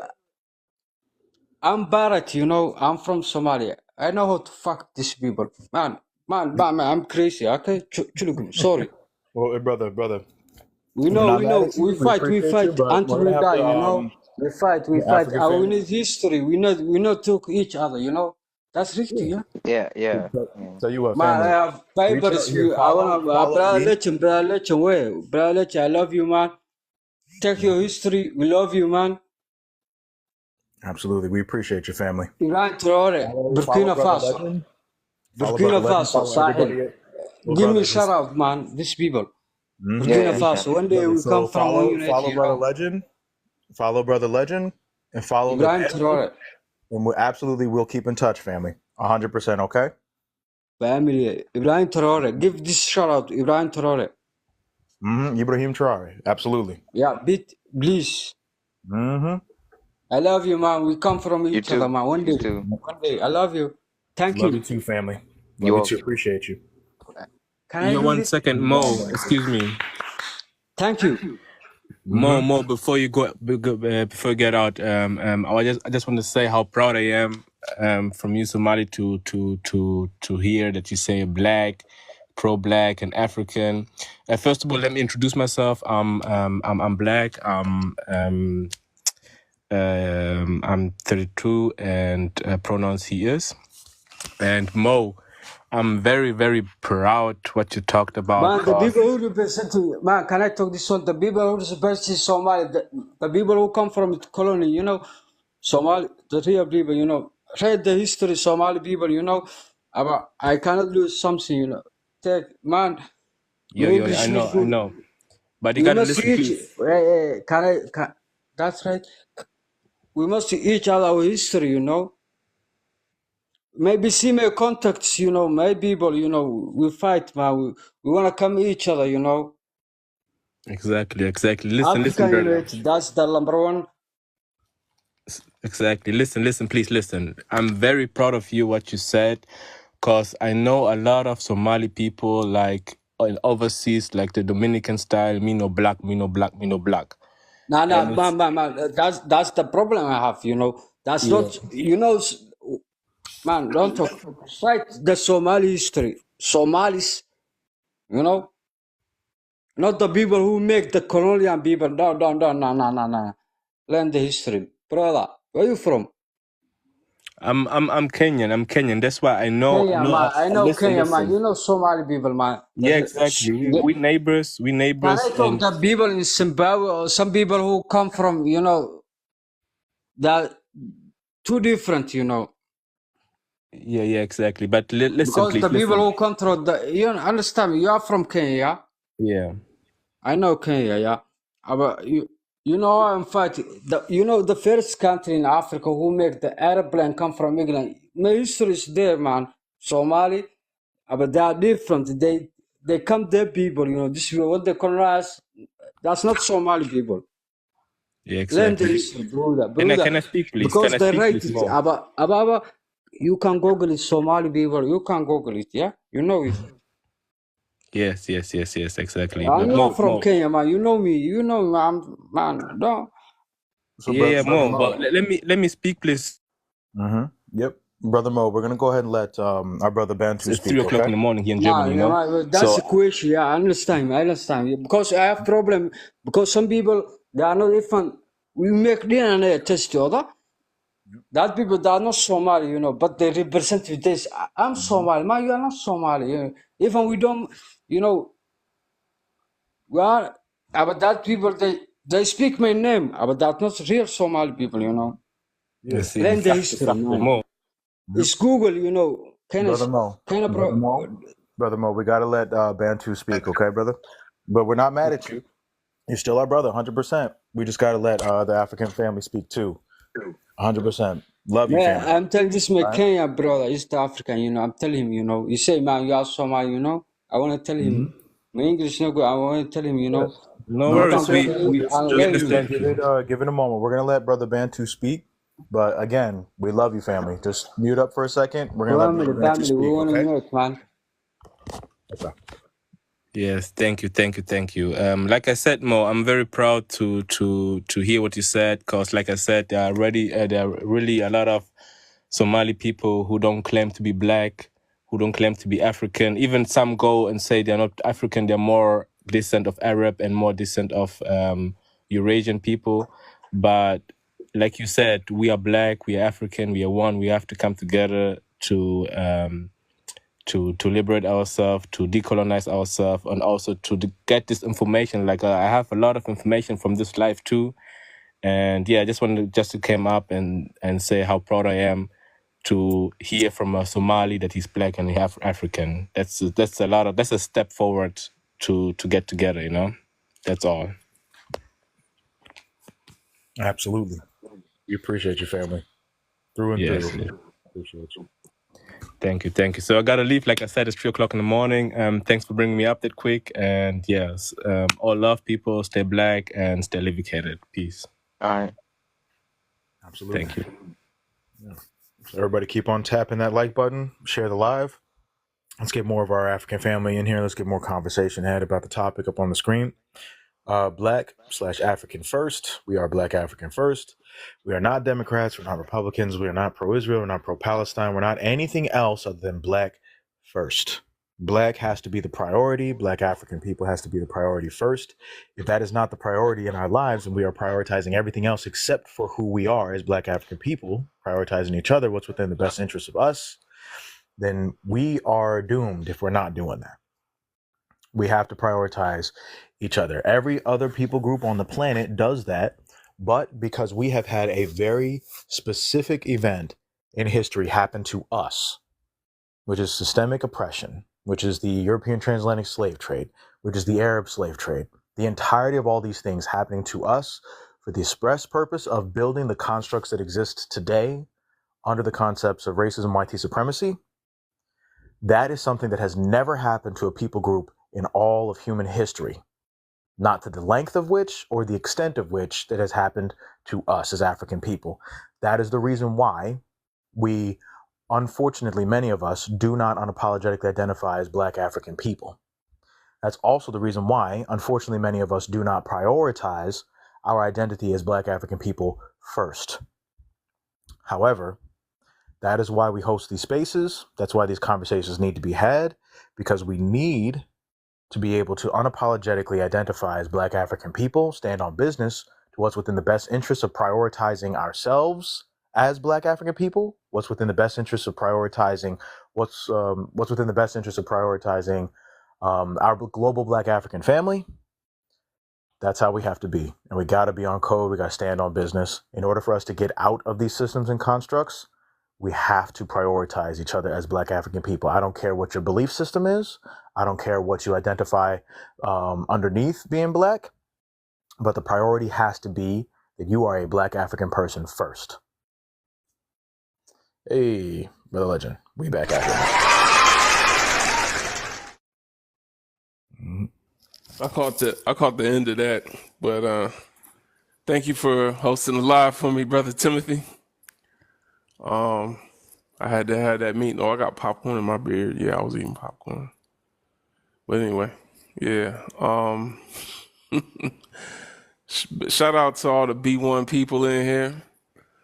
You know what I'm saying? We got 44 people in here, so it must be only brothers and sisters. I hope everybody's blessed. You know what I'm saying? I hope y'all heard about what's going on with Takia Young. I made a video about that before, but I'm going to do an update video, kind of update the people, man. Takia Young's pork sandwich is getting charged. You know, it's not progress, but it's what's supposed to happen. You know what I'm saying? But we know that it doesn't happen often enough, right? It's not the usual. So if y'all don't know about Takia Young, I believe she was 29. Someone might have to correct me on that. I believe she was like 29 in her early 30s, and she had a child inside of her and a child with her. She was in a Kroger parking lot where she was accused of stealing liquor. And a police officer pew-pewed her right down in her vehicle. She was pulling off. The police officer was standing in front of the vehicle and used that as justification to say that she was using lethal force when it was obvious she was trying to get away. Peace, CC. You know what I'm saying? Somebody, if I'm standing in front of their car and the car start moving, I move the hell out the way. I don't unalive a pregnant woman. You know, kind of makes sense, you know, over some liquor. But, yeah, I'm pretty sure this conversation has gone up, down, and all kinds of sideways since I left. What, did I miss anything crazy? No, I think we kept it under control. Yeah. All right. Yeah, pretty under control. Yep. Yeah. Luckily, there weren't a bunch of, shucksters that came sliding in, so they kind of stayed out the conversation, so that was good. What about Mo Ya? Mo Ya went down. Who was that? What was that about? Oh, well, Bo, he came up. He beat one. He's beat. Well, he's I think he said he's a Somali, right? Family. Oh, he said that he's standing on business and unifying Black African people. He identified as Black, sharing the love. He's like, we got to unify. His English is a little bit bad, so he was, okay. Good people. Very good. People. Hey, man. Shout out to the Somali brothers and sisters. I'm waiting for my food to get here, so I guess I'll restart the live. Try to bring some life back in here, man. Big up to the sisterhood. Big up to the brotherhood and the queendom, the kingdom. You know what I'm saying? The brothers, the sisters. Don't go nowhere. I'm gonna turn the live off. Y'all just go straight to my profile and you're gonna see them back up. So don't go nowhere. There's also a notification bell. When I turn this off, a notification bell is gonna appear in the middle of your screen. You can tap that to be notified when I go live. All right, so we're just gonna go down and come back up. B1.